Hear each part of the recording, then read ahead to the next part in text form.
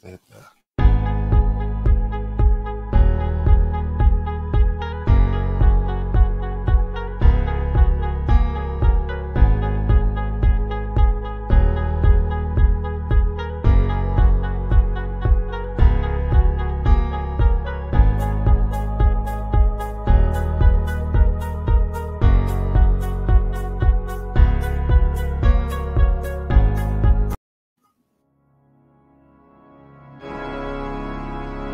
have created a monster and will destroy you.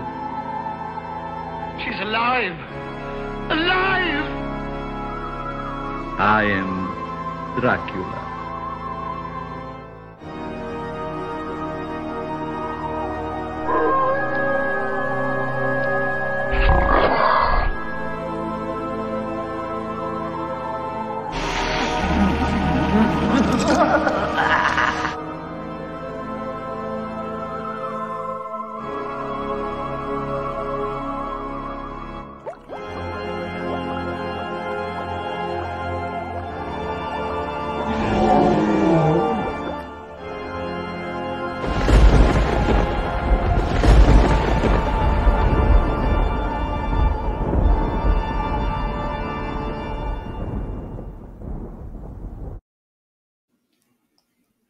Welcome to the Manor, Monster Manor. This show, I've had amazing guests on, but this particular episode is one that I was looking forward to from the beginning.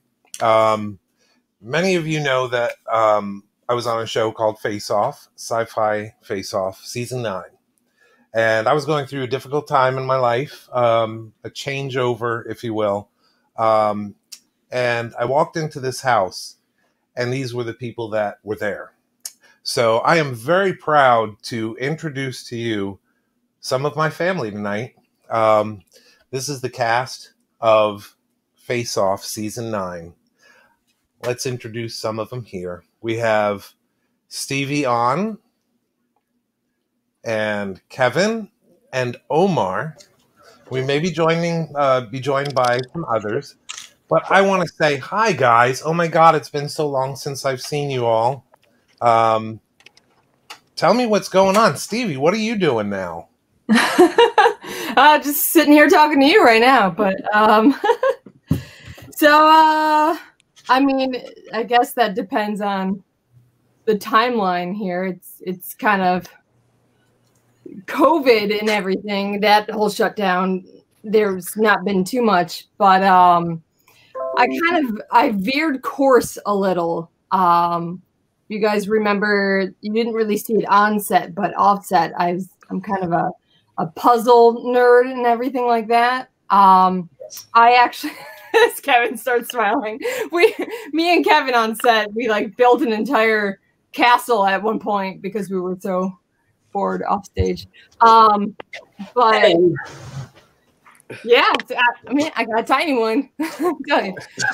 I actually got into escape rooms, and 4 years ago, about me and my boyfriend actually opened our own business together, and it's called 62 Escape, and we are in a major mall in the area, and we have so far, we built 6 rooms in that mall, and we were doing really great, going really strong.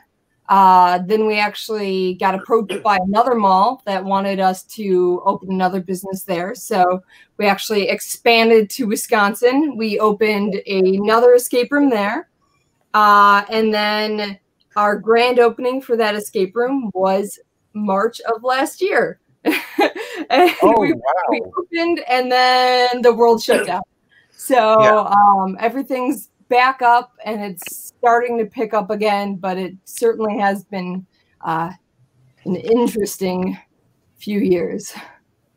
Yeah, I think for all of us, actually, that's been 2020 was, I wish we could just get a do-over on it, because it really did derail a lot of plans. You know, but I'm glad that you are doing so much. That's amazing. And now we have another excuse to travel the country once things open up and come see your escape rooms. I would love that. I would.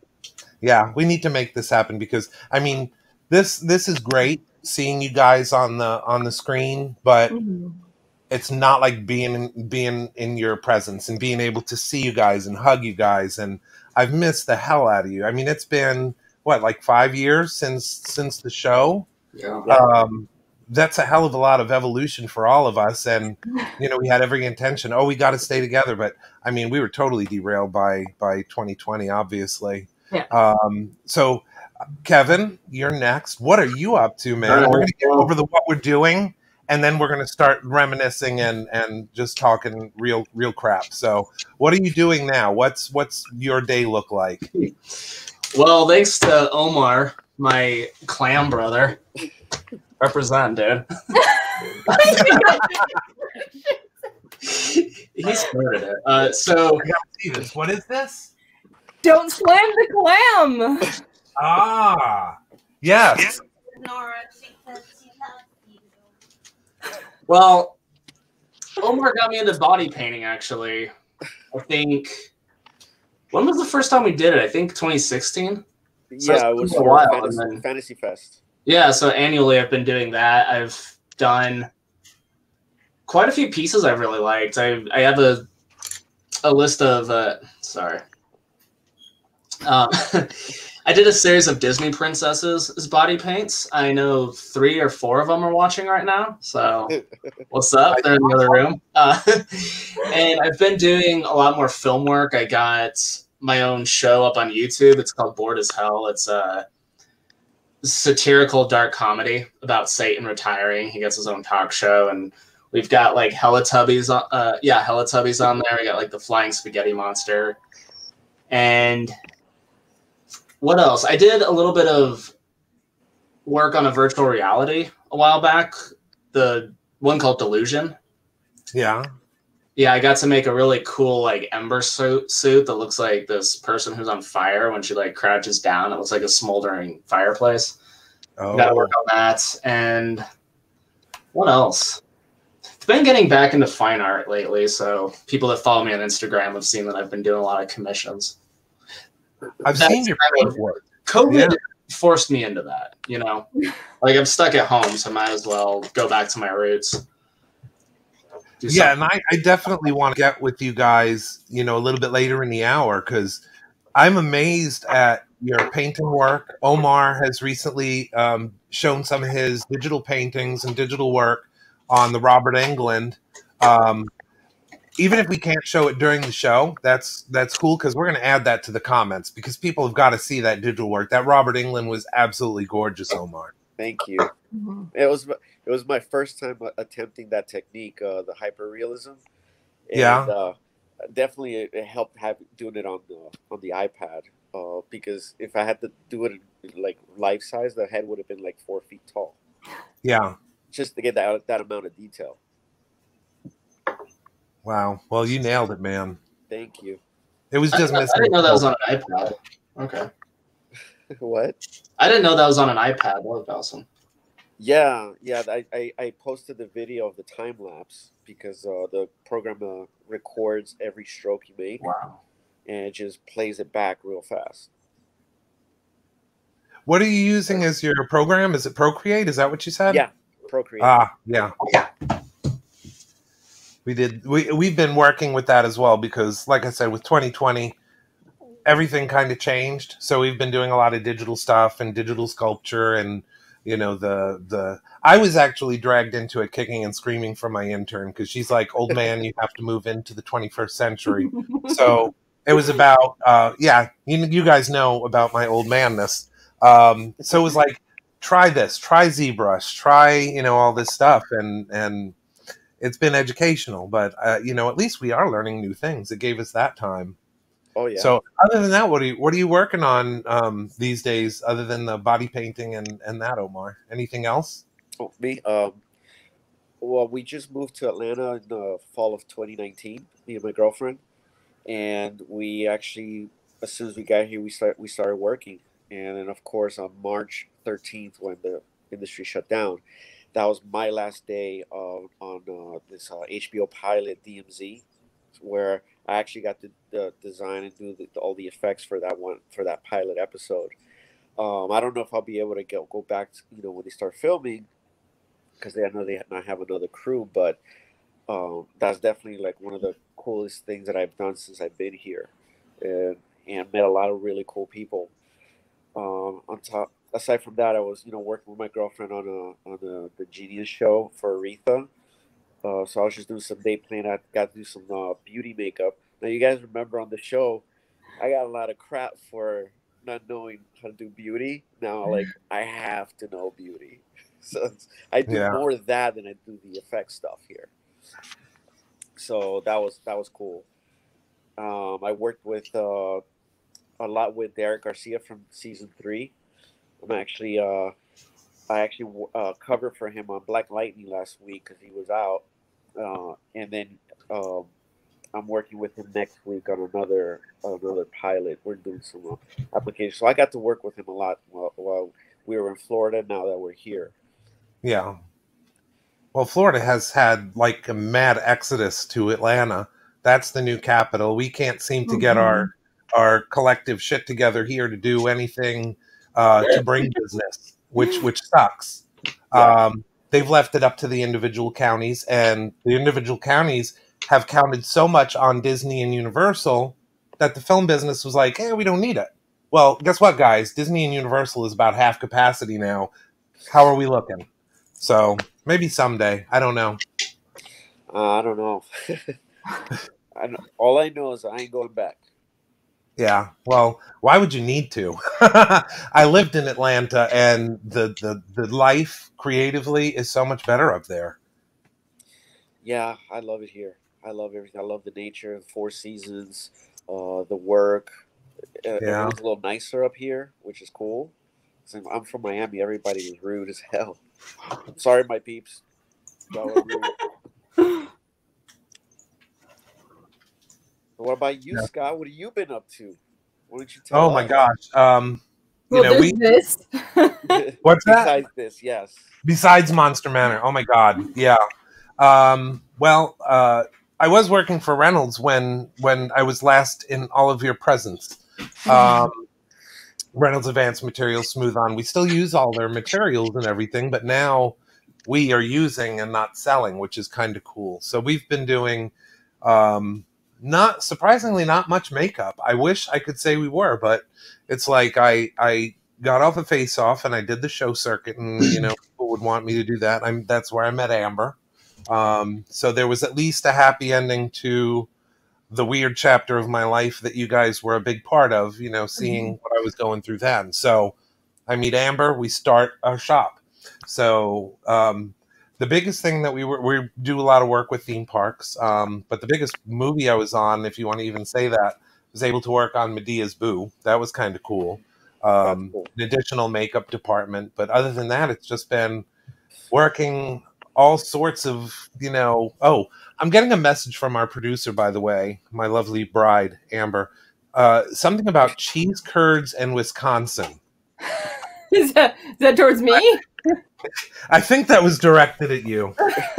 Okay, I'm like on the border of Wisconsin and Illinois. Like I'm in Illinois, but yeah, like Wisconsin's like a stone's throw away. But yes. Yeah, she's a big fan of Wisconsin cheese curds. I believe that at one point in her life she actually made a pilgrimage just to Wisconsin for the cheese curds, but I don't know. She's crazy that way. That's like every other Tuesday for me. I don't know. Yeah, lucky. But yeah, that's basically what we've been doing, just trying to stay up on things, and we did some work for one of the major theme parks that might involve a rodent. We did that a couple of years ago. They are airtight in what we can disclose that we did, but can I ask? If you could just give me a signal. Were you involved in the Star Wars building of that whole Star Wars theme park? I can neither confirm nor deny that. Yes, but so, it's like when we all got casted and you had to tell your friends, I can neither confirm nor deny that I'm on Face Off. That way, if the mouse is watching, because he does have ears and eyes everywhere, he's like worse than the CIA. But yeah, we can't say, we can't confirm nor deny. So yeah. awesome. Allegedly. Yeah, remember that. Congratulations. Yeah. I mean, allegedly, congratulations. I think allegedly, congratulations. Yes.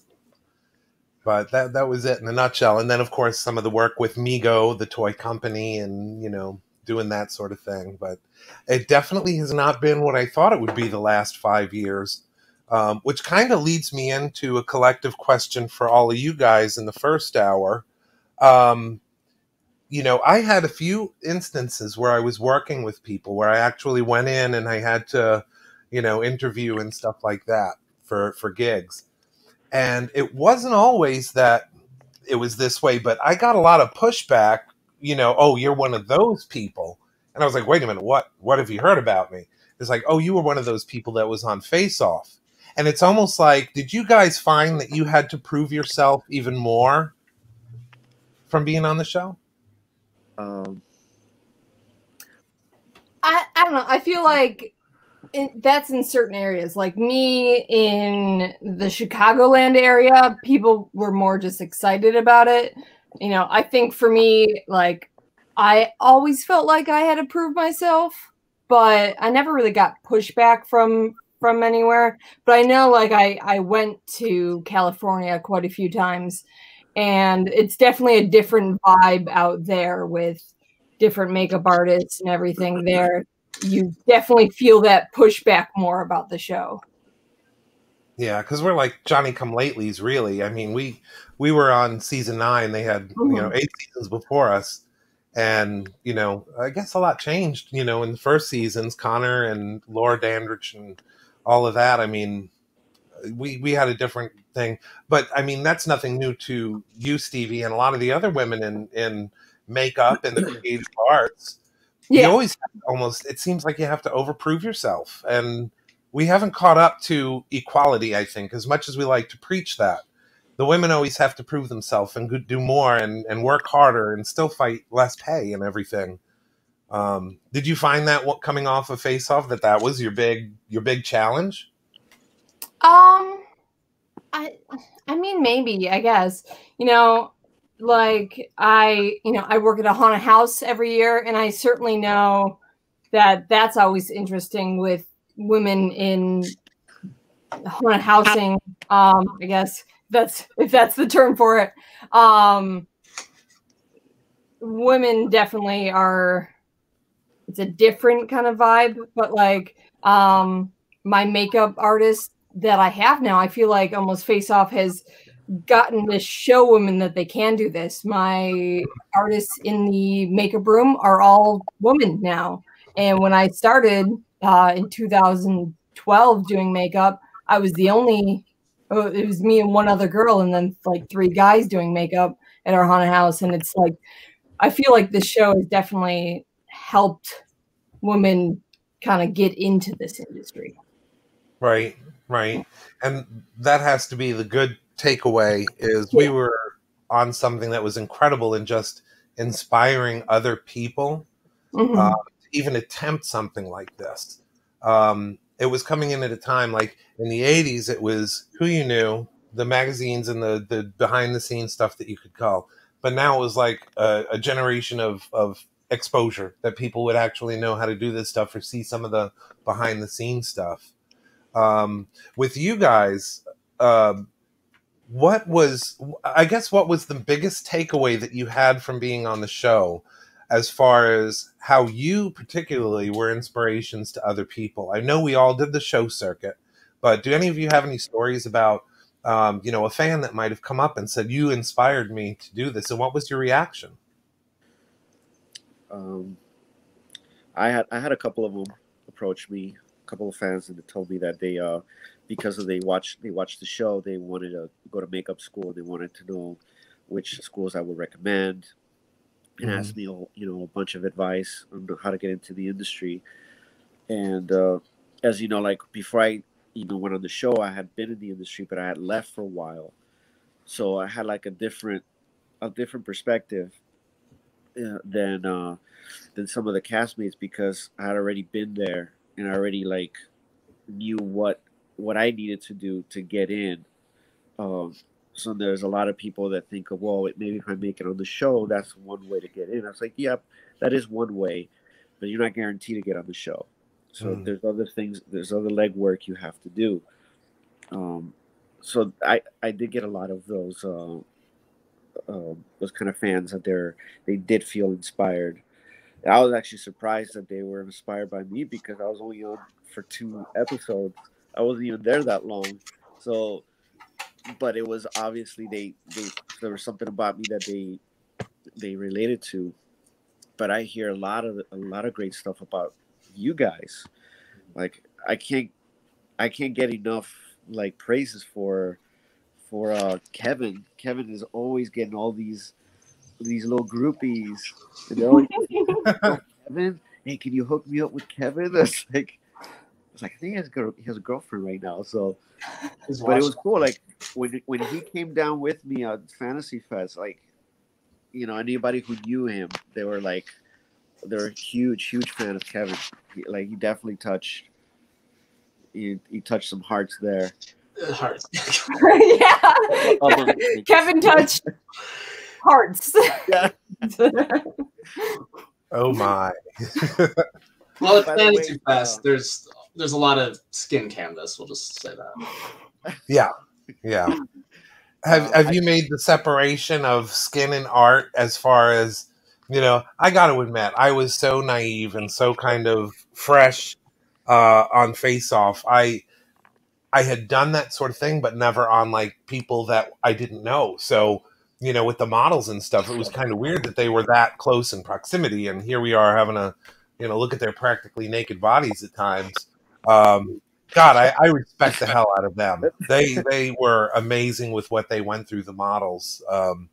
But yeah, that was always one of the interesting things is you have to get very up close and intimate with the people that are your canvas. Mm-hmm. And it makes all the difference in their personalities and how they blend with your own.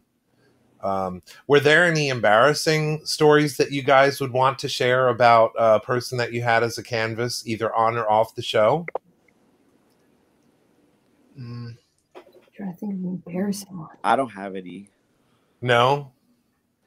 You mean like no weird requests or I was not prepared for the social media barrage. Man. Followed the appearance. Did you guys have any experiences with that you could share?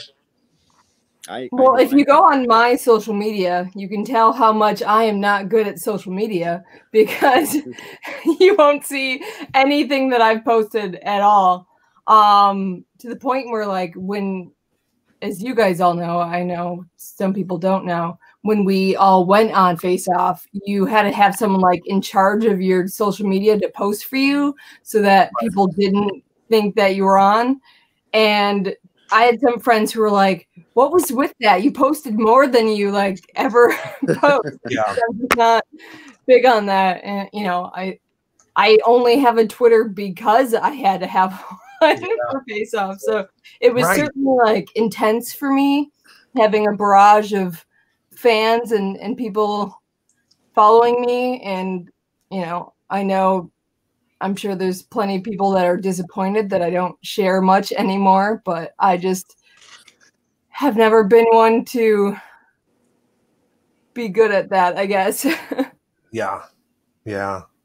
That's a good thing, actually. Stay away from social media. I want to go back, Scott, to a few questions you asked. So for me, being in Denver, Face Off didn't hurt just because, what's funny? Sorry. Mia says that you're her boyfriend. Free pass. Okay. What was that? We'll talk about that later. You see what I mean? That's what I was talking about. That is exactly what I was talking about. It was nonstop. The chick. What am I missing? I can't see that. It's too far away. I can't see the gift. She's one of my roommates, and she's clowning on me right now. Trolling the crap out of you. And I painted her. You young kids on that show, you were the hot ones too. Come on. Not me. Don't look at me. That's these two. Well, I was the awkward one. I don't know. You're still the awkward one. Wow. It won't change. You just admitted it. Yeah. You don't even know how Twitter works. I hate Twitter, actually. Stevie, just own it. It's a wonderful place to be. I'm the old guy. I got that. That's my demographic. You're the goofy one, but you're pretty and you're talented. So take it. You're like, Thank you. You're like a Tim Burton character. You're like Lydia. You know what I mean? She's just like, kind of gloomy, but quirky. Are you saying I'm gloomy? Just you look gloomy. You just look like Tim Burton would catch you. It's a compliment. It's a compliment. Yeah, I'll take it as one. I don't know how. Anyways, where was I going with this? Facebook actually helped me just because Denver's not competitive at all with effects. So I didn't have to deal with like what people like, because Omar's told me that in Atlanta it's kind of the kiss of death to have been on Face Off. So they don't talk about it. California's like that just because there are so many people there that had to do it the hard way. They think Face Off is kind of a joke. Yeah, Florida too. Yeah, It's not like that here at all. I mean, it actually changed my life in a lot of ways. And to move on to another question you asked about what the takeaway was, I think for me, I became better for it. Made me want to help other people become better because all of you guys made me better. I mean, Scott, I always talk about your molds. I mean, your molds. Jesus, I love your molds, man. Are art. They have these amazing pry points, these like very even, sexy edges, and I'm just like, damn, talk about that mold. The only people I ever heard. Do you remember what the PAs used to say about the molds that I made though when they had to break them? That they were like impossible. Yeah. Yeah, they made amazing molds. So much. I remember we were on a challenge together. Like, Scott, I love your molds, but we have less than an hour. Washed. Stevie, I was also with Scott, and I feel that. Like, so clean. You're all about the edges. You're all about the flashing. Best flashing I ever saw.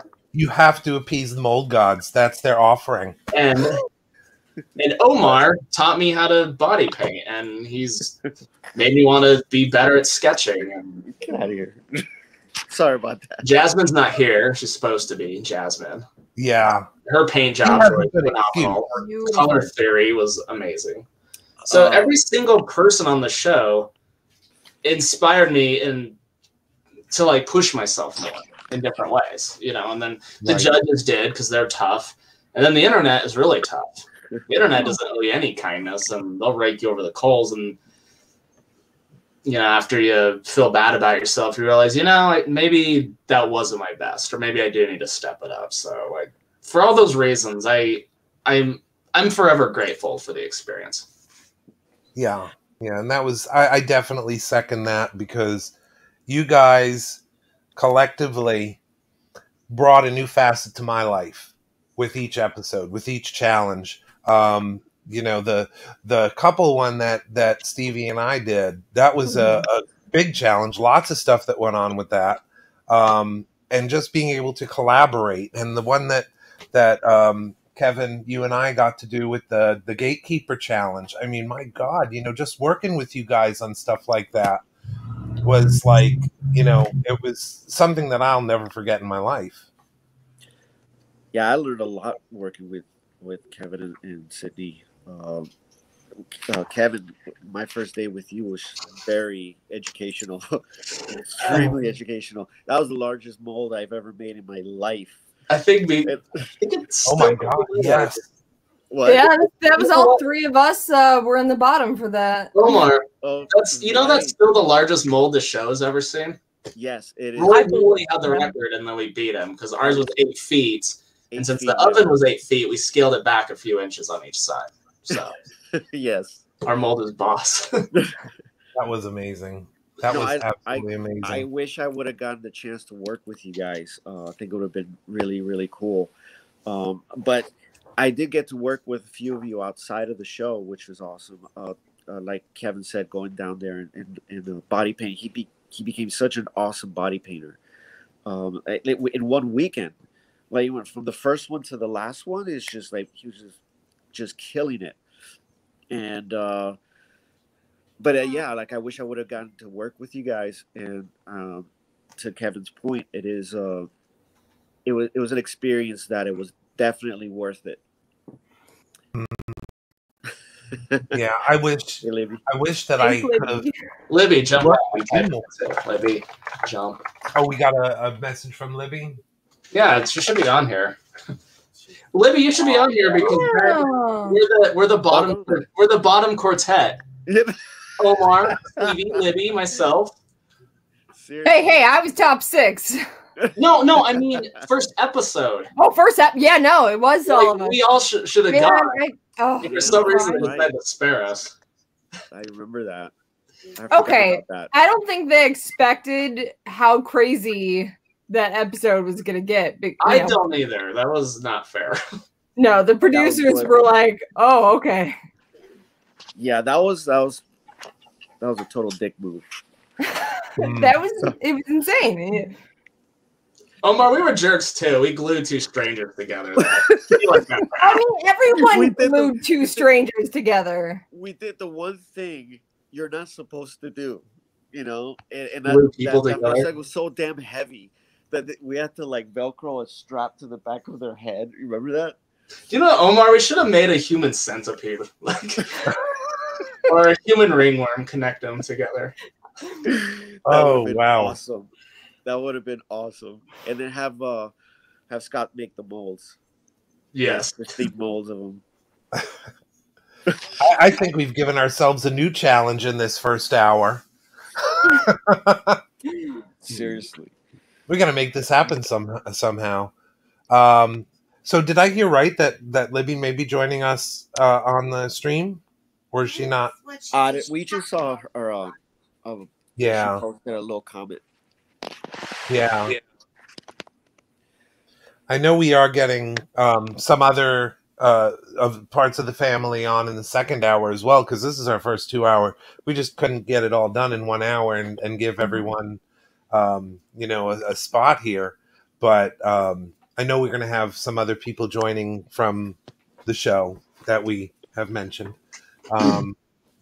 But yeah, I mean, this is awesome so far. I mean, it's just like, in many ways, this was 5 years ago, and it's like we just fell into it again. This is like sitting around the house after the challenges, or those 2 days before we started. Remember, we got a lot of time to bond on those 2 days. Yeah, Omar, we played chess a lot. Remember? Yeah, we were playing a lot of chess. I do feel like that, like for our season, having those 2 days beforehand, like definitely affected our season. I feel like we were all so close, and like there wasn't as much, there's certainly the competition, but we all had such like respect for each other that I think we all helped each other out all season, and it just yeah, I agree with her. There's a like mutual love and respect with everybody, and when anyone left, everybody felt it. It wasn't like no one was secretly like, oh, thank God, or yes. No, it was more like it was a somber moment. Oh God, yeah. Everybody. I mean, for you, Omar, personally, and I know with the others that were there, we had that reprieve the first episode, and then the very next challenge, it was like, God, you didn't want to see the person go. There was more to do. What the heck, Yeah. And despite our proximity to each other, we only got to see each other once. I think it was around the time of Tampa Bay Comic-Con or something. With all the best intentions, I wanted to work with you more because you were such an amazing talent, and I didn't get to do that on the show that much. Thank you. Same here. All of you guys. I wanted to work with all of you guys. Yeah. And just make some really cool shit. Yeah. Did I say? And for Omar and me, not to exclude you guys, but we were kind of team old guy too. We were in the older spectrum on that show. Oh yeah, that's right. We were the oldies. Yes. Yeah, it was cool. By the way, Stevie, congratulations on your escape room business. Thank I you. love escape rooms. It took my family to one. Yeah, let me tell you. If I'm ever in town, I'll hook you up, man. We've got 6 rooms in our Illinois location and 3 in our Wisconsin, and we're working on our 4th one right now. So where in Atlanta? No, it's Illinois and Wisconsin right now. That'll take some time, but like that was definitely a learning curve. Like speaking of like molds and stuff, and Reynolds Advanced Material. Let me tell you, I have such respect for them now because I would not live in a city without a Reynolds, to be honest. Yeah. And that was Reynolds at least. That was one of the funny things is we were all kind of from an area that had a Reynolds too. Mm-hmm. You know, we had Orlando or close to Orlando, Colorado. You know, they're all over Chicago. You can't throw a stone in this industry out in LA. Even around the block from where we shot, there was a location, and they're all awesome. What did we? Oh, that's hey. We got someone. What did you possibly have to do that was better? What did you have to do that was better than being here on time? Wake my butt up. I was so tired. It's been a rough few days. But how are you guys doing? I was listening. You look fantastic. Oh, thanks. That was part of the hair. So hi guys. Hi. What's new? So, how you feeling? You feeling better? Ugh. But you know. I had like a stomach infection. So I was in the hospital yesterday, which is why I was like, I'm gonna try and come. But let me see if I can like make myself feel okay. Oh. Well, it's so good. You look great. So there's that. Yeah. Well, you know, I do makeup. You don't look sick at all. For what it's worth. I got to hang out with Libby a couple of times when I went to New York. She actually, she was really, her and her mom were nice enough to let me stay at her place for a couple of days. Remember? So I got stranded. Mm-hmm. Yeah, I was stranded there for a couple of days, and she got to chill. She got me to chill with her there, hang out with her. And she showed me around town. Went a couple of places. Didn't you take me to the memorial? The memorial, yeah. Yeah, and the Twin Tower Memorial. Mm-hmm. Oh wow. Yeah. Yeah, that was fun. Not as fun as Miami though. I heard you guys talking about Miami, as I was like trying to get it, and this guy saved our butts on a shoot that we had where we had to make like 10 Rick Ross impersonators. Oh yeah. And like the director was like, well, we don't have any money for tattoos. I'm like, this guy's covered in tattoos. And we got out there. And they promised us to just do, he was like, okay, we just have to do one person. And then like 10 guys that looked nothing like Rick Ross with no tattoos showed up. It was like, Omar, where's your airbrush? Like, teach us how to do this. Let's go. I'm not a body painter. Yeah, that was crazy. And then I helped you with the other like that fish girl makeup. Mm-hmm. Was that for? Yeah, that was all part of the same like thing. Oh, I don't know. It's my computer. Yeah, that was a fun one. And Kevin, Stevie. Sorry, I know I'm a little bit late to this. I'm like still sick. I missed a lot. Oh. We'll catch you up. Tell us your name, what you do. I'm Libby. Right now, I sit on the couch and I watch Netflix most of the time.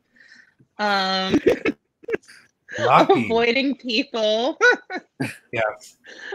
And these are strange times we're in. I know. Sure.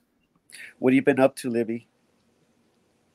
I just told you, sitting around watching Netflix. And really? No, it's definitely a lot quieter in New York.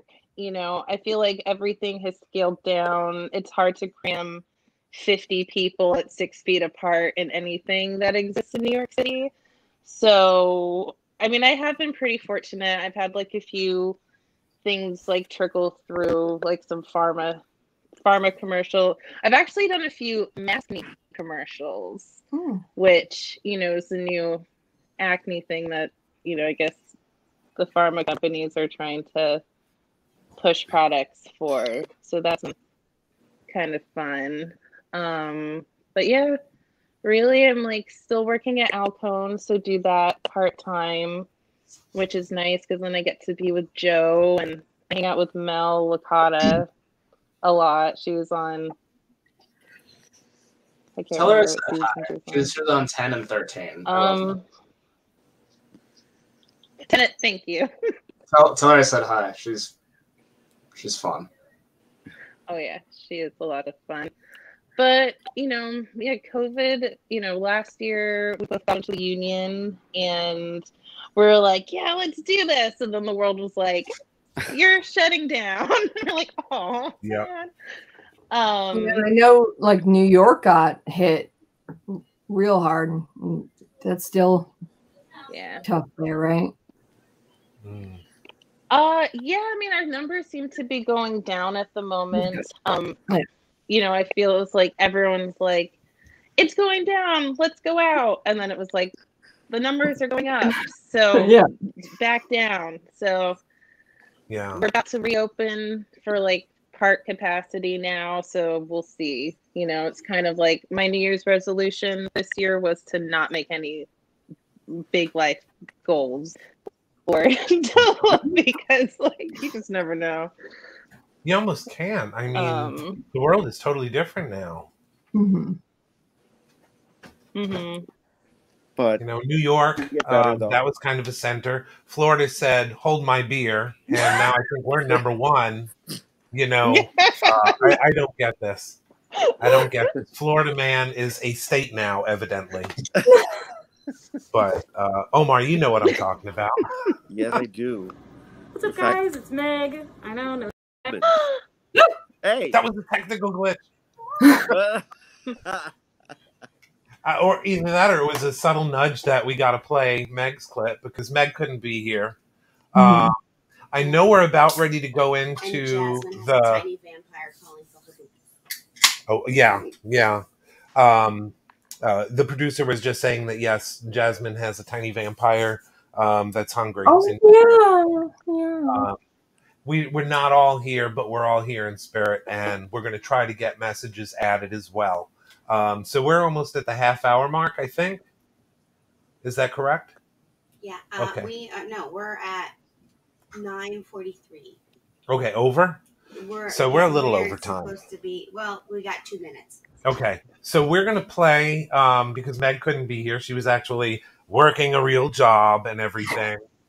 But she recorded a message for us all, so you guys got to see a little bit of it. Here's the rest of it. We'll be right back. What's up, guys? It's Meg. I know, no side shave, got bangs now, a whole different person. But it's me, in spite of the mask. I'm actually at work right now on one of our breaks.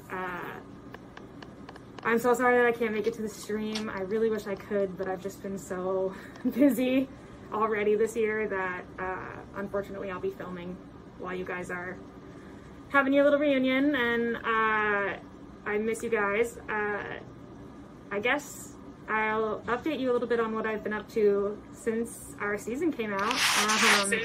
I wound up packing up my car and moving across the country about 7 months after our season finished airing. And I basically was like, well, we'll see what happens.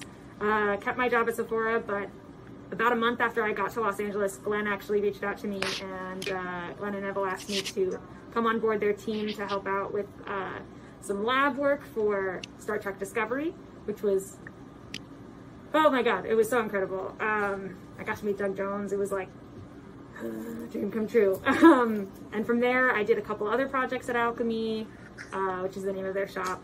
I then moved on to working at creative character engineering, working on Black Lightning. I did a couple other things, random stints at shops. I've done a lot for Fawn Davis over at Fawn Co. but I basically kind of, as soon as work started slowing down in the shop area, I decided to just strike out and see what would happen if I worked on set. And I've been just so incredibly lucky to be able to make a living doing this all the time. I guess my first big set job after that was a bunch of Steve Aoki music videos. Got to meet T-Pain, that was pretty cool. Then I started working on more digital web series type things, feature films, and a lot of music videos. I did a really cool project. It was like super dream project for the Alien franchise, for the Aliens 40th anniversary. I got to do one of the short films that they put out that were inspired by and kind of dealt with that through 20th Century Fox. So if you haven't seen Night Shift, it's amazing.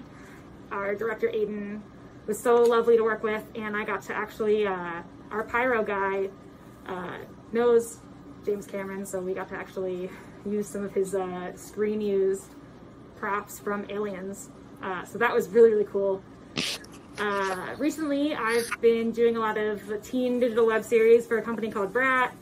I did, I helped out on an Ash Nico music video, making tentacles and a bunch of other prosthetics and applying them on set. I got to do a Doja Cat performance, some Post Malone stuff.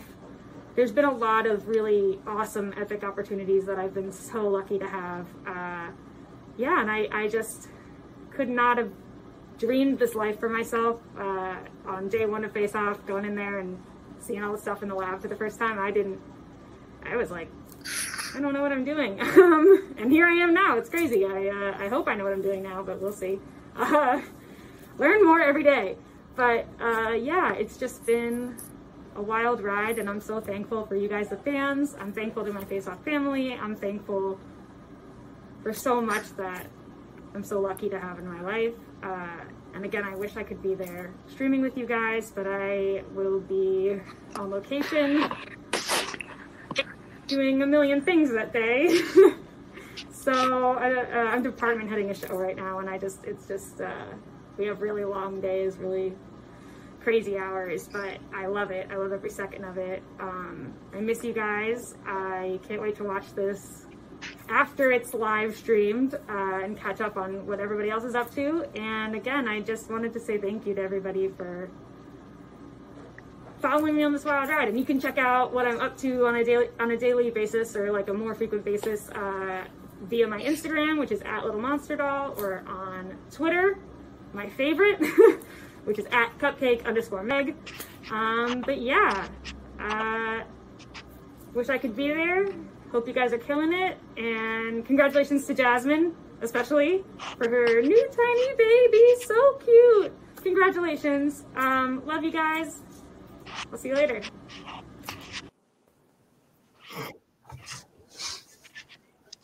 So that was our fun bag. She couldn't be here, but she at least was able to get a video out. So for those that are just dropping in, we have the first group. I can see that we have Libby still with us. We have Omar, Stevie, and of course Kevin. Who else do we have? Do we have anyone else that has popped on here? Nobody that we've added to the stream yet. Okay, so we do have some other people. They're next. But we do have... Did you guys happen to see Boris before? Did you guys see him? Your last episode, I saw him. Not like... Okay. Well, we're contractually obligated to have Boris here, and he's... it's a complicated relationship. But he is going to do his little rant, so we're going to introduce him. I hope that you guys enjoy this. It's kind of just a funny, Boris is interesting. I have to just preface every one of his appearances as being interesting. So sit tight. If you gotta, take a break or anything like that, feel free. We'll have his little thing, and then we'll come back with the season 9 cast of Face Off again. So sit tight. Libby, are you okay to stick around for a little bit? Yep, I'm going to hang out for a little bit longer. Okay, we'll come back and then I want to find out where you are and you know how you were impacted by your time on Face Off as well. So when we come back, we'll make it quick and then we'll see you in just a few minutes here. Are we ready to do this? The wonderful Boris, and then we'll be back. Hang on one second. You'll say your goodbyes. Yes, okay. Yes, we will be back. Technical. Hang on one second. It's looking clear.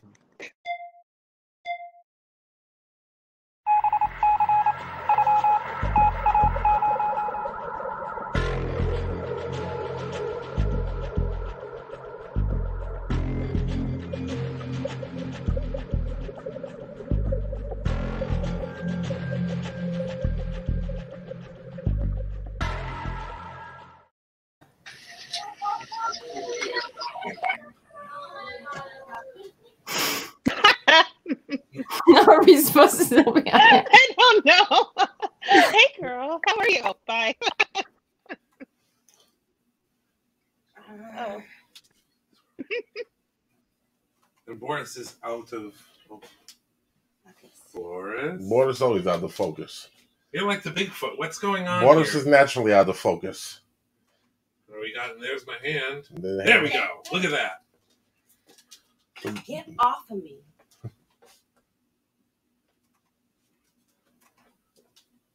Is this thing on or what?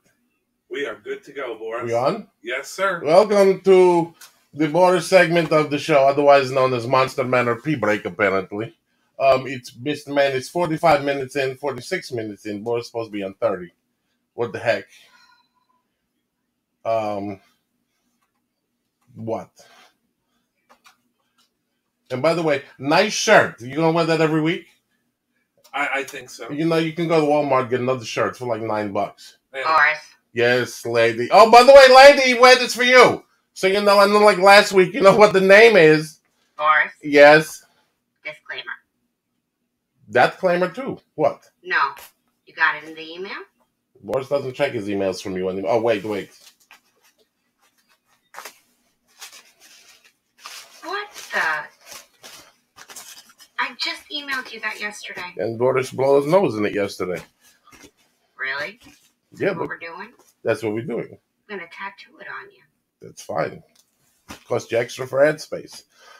According to the pimples at the Monster Man, Boris got to read this crap. Anything come out of Boris's mouth is Boris's own opinions, ideas, and material. So if Boris make it big and you don't, therefore you can't capitalize on Boris crap. Two, Monster Man and Pimples, Mr. Monster Man and Mrs. Monster Man, the little fence post, cannot be held responsible for anything Boris says. And, Boris' opinion, that of his own. Please don't send any hate mail to Monster Man or send it to whatever they're going to probably post some on the lines they send to Boris for, send the hate mail. Okay. So now that Boris waited out in the front yard for 45 minutes. Hello, face-off peoples. Glad to see the peoples here. Before you start, you need to ask you something. Do the chemicals you work with make dementia or amnesia? Because with fence posts, Boris see fence posts out in the community a lot, and all of a sudden he keeps saying, "You know who I am?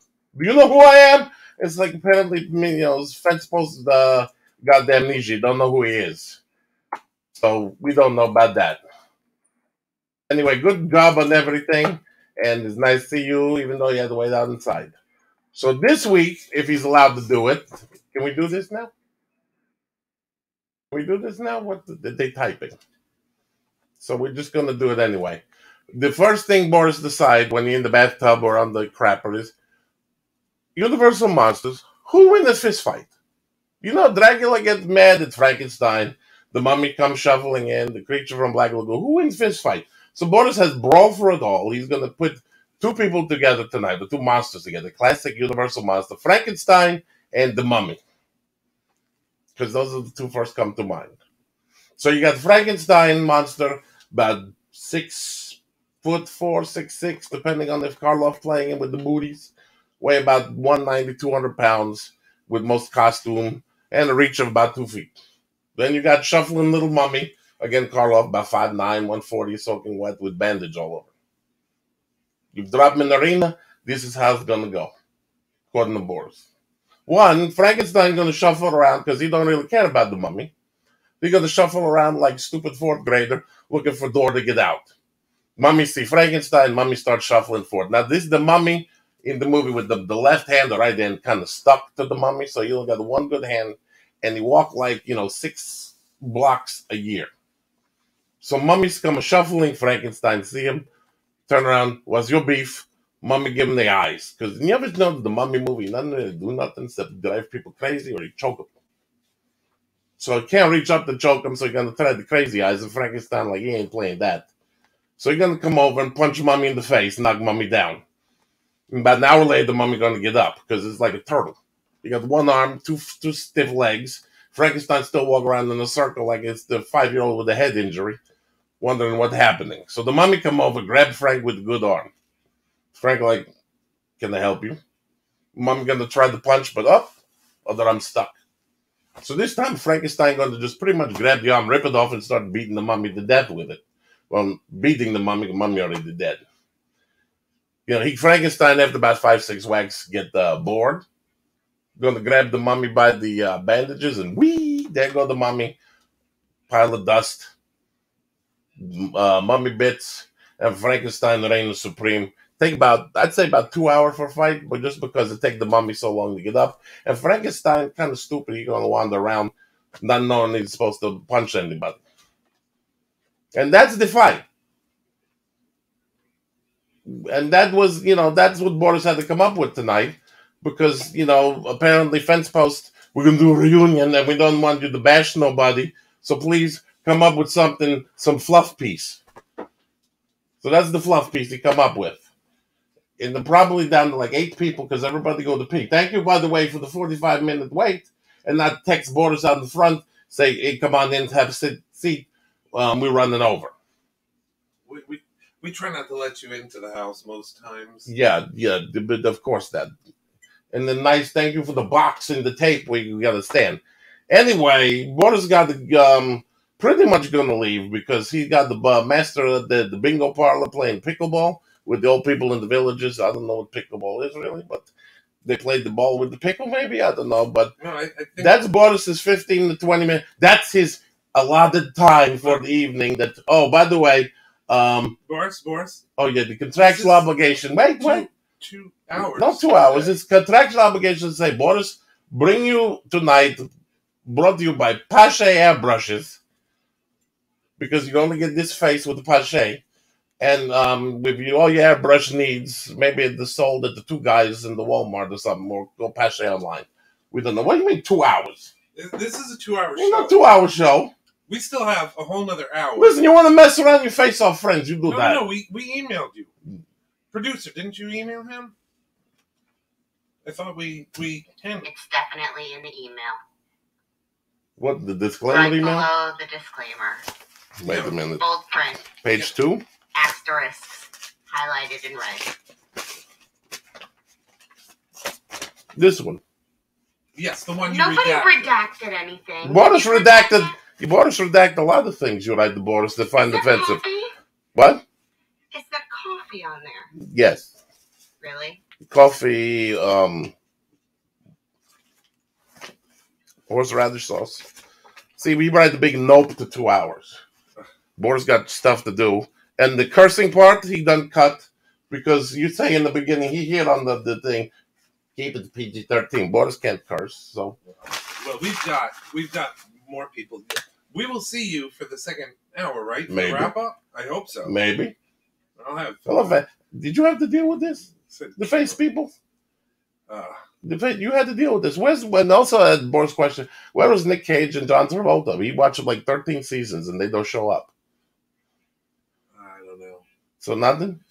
Oh, yeah. Please buy that poor dude in the bottom, the Brady Bunch square sleeves. He was cold. Did they not pay you on Face Off to make the sleeves? That's fine. Boris will send you a t-shirt. You send them Boris money, Boris send you a t-shirt.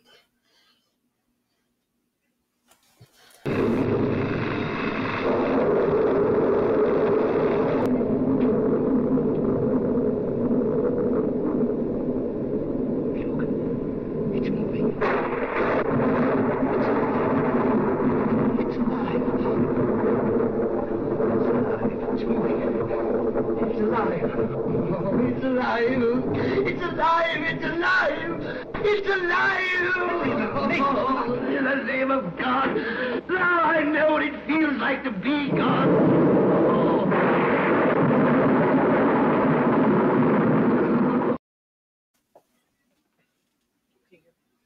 Welcome back to Monster Manor.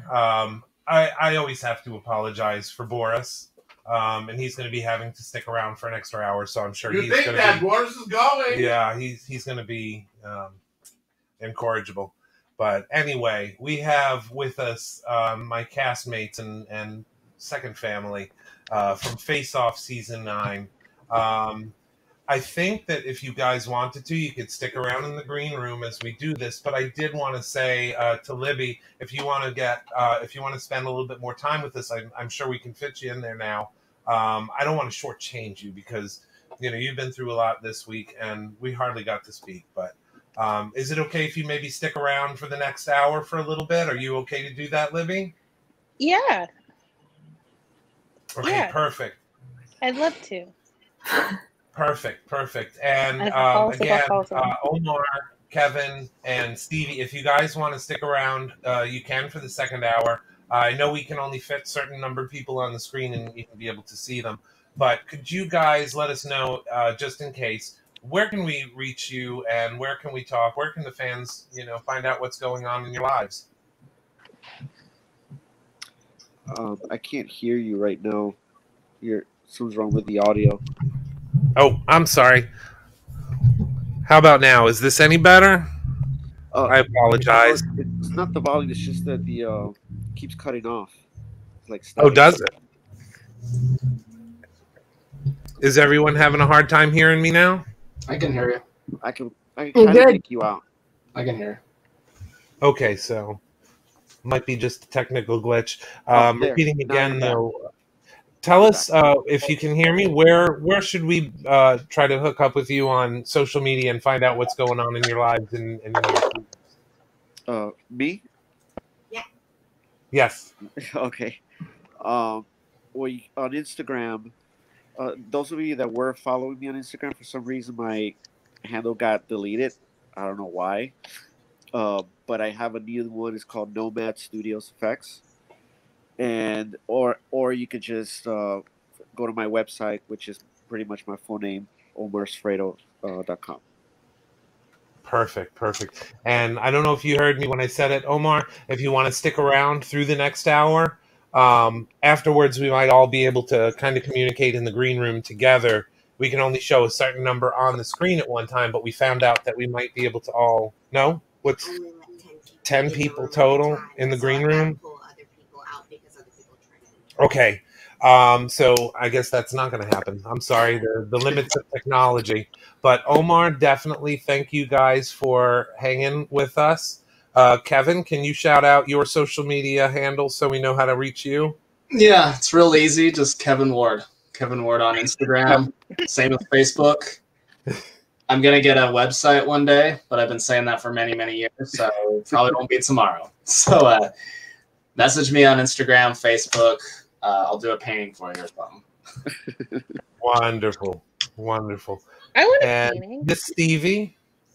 I am on Instagram and Twitter and Facebook and anywhere else as an imager, if anyone's on that. As seen on Stevie, which is just like as seen on TV, but my name instead. Fun. And that's where you can find me, even though I'm sorry that I don't post a lot because I suck at doing that. But that's where I'm at. Well, I have enjoyed seeing you guys. We have to do this again more regularly. I've been horrible about staying in contact. If you can, though, check us out. Go to the Monster Manor page because we got the rest of the people coming on now. All my love to you guys, and we will see you soon, I'm sure. And hi, everybody else. Hi, Missy, Ricky, Ben, Nora, Brittany, all of them. I love you guys. And bye. See ya. Bye-bye, Kevin. See you later, Omar. We'll be in touch, man. Okay, so Libby So is going to be sticking around, hopefully. Do we have enough spots for Other people the second are hour? entering, so get the stuff. So here we go. Libby, we're going to ask you some stuff as well. One of the questions that I asked the gang before you was, Face Off was, you know, in my life, it was very impactful, and I met my family there. You know, you guys were a huge part of that.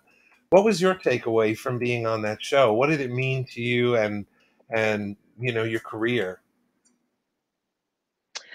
you know, it actually really didn't have a big impact on my career. And in fact, it's one of the like these jokes that like Mel and Joe and I always talk about because like well, working with them, you know, like they were such big personalities, but like no one, I think, either recognizes me or like really puts it together that I was on the show. And like a lot of the times, like it's a situation where they're like, "Oh, you do special effects. Have you ever heard of Face Off?" And I'm like, "Mm-hmm, I have." Yeah. They were on it, and they're like, "Oh my gosh, you're Mel and Joe." But you know, for me, it was really more about the experience. You know, I had always loved watching the show. I never in a million years thought I would actually get on the show. You know, I got an email from them because like Anthony Reyes, I think, had kind of like pitched me as somebody, you know, who could possibly be on it. We went to school together. And so when I got asked to audition, I was just like, you know, this will be fun. You know, like I'll get to have like critique on my portfolio, but I really didn't think I was actually going to get picked to be on it. So when I did, I was like, oh my gosh, I like don't really know anything about sculpting. Like I love effects. A lot of the stuff I'd done was more like practical. You know, it was basically coming like right out of school. And I was just like, you know, I'm gonna be around people who have been in the industry like you know, like just watching you on the show, I feel like I learned so much just from watching like the work that you're putting out. And I was like, oh my gosh, that's what an edge is supposed to look like when you're sculpting it. You know, like I was used to working with prosthetics, but like seeing it going from like the sculpting part to when it's like a finished product, you know, it was basically really only the stuff that we had done in school, which, you know, wasn't all that spectacular or like movie quality. So for me, what I took away was really just the experience of being in the shop and basically having everything given to you to just like use and really being around all of you guys. You know, I feel like when I went into it, I kind of forgot that it was like a competition. Everyone was so wonderful and supportive of everybody else that, you know, I think in a way I kind of got a little too comfortable. So I was just like, I want to try everything. And I was like, wait, you probably stick to the things you do know how to do and execute correctly. But, you know, it's just, I was able to really go and try things that I'd never had the opportunity to. And, you know, I was really happy and proud of myself in the end of the day. And, you know, the fact that I got to meet all of you guys and even just in the Face Off like community, you know, like Rashad for a really long time, you know, I'd call him and I was able to be like, you know, we kind of like kept in touch and like, you know, be able, I could ask him questions on like different materials or things I could use. And so that was really what I was able to take away from like the experience and really creating more of like a group of artists that I could talk to you about this really cool, weird, hard experience that I don't think anyone, unless they've been on reality TV show, but also doing all of these things in such a short time period could ever really understand, because it was insane. Like and you know, speaking of like 24 hours of time. Yeah, I think that was it, like 18 to 21. Speaking of those crazy times and people that we got to meet and fall in love with, we do have some other people to join us. So if you have to duck out, I totally understand with what you've been through this weekend, especially this week. But please stick around as long. Feel free to hang out. But I do got to introduce my brother here. Ben is joining us. Hello. Mr. Plowman. How are you doing, man? We've got Nora coming in as well. Oh, hey, guys. And we got Brittany, who's been waiting in the wings, and we were afraid we weren't going to get to see her face either. And I'm so glad she's here. And we have Ricky. Is he here? Hello. There's Ricky. Hey. And I told you we were going to be packed. I was like, yes, we can. Here we are. Hello. Yeah. We are all live. We still got one more person to add. Missy. Oh. Is this a packed screen or what? It's perfect. I really wish we could have had everyone on at the same time, but there were limitations to technology, and we probably would have been peanuts on the screen anyway. I mean, and last but not least, Jason. Yay! What's up, J-Dog? What's up? Zombie Dog himself. And best man at my wedding. So, yeah. And that's all of us, right? That's all we've got now?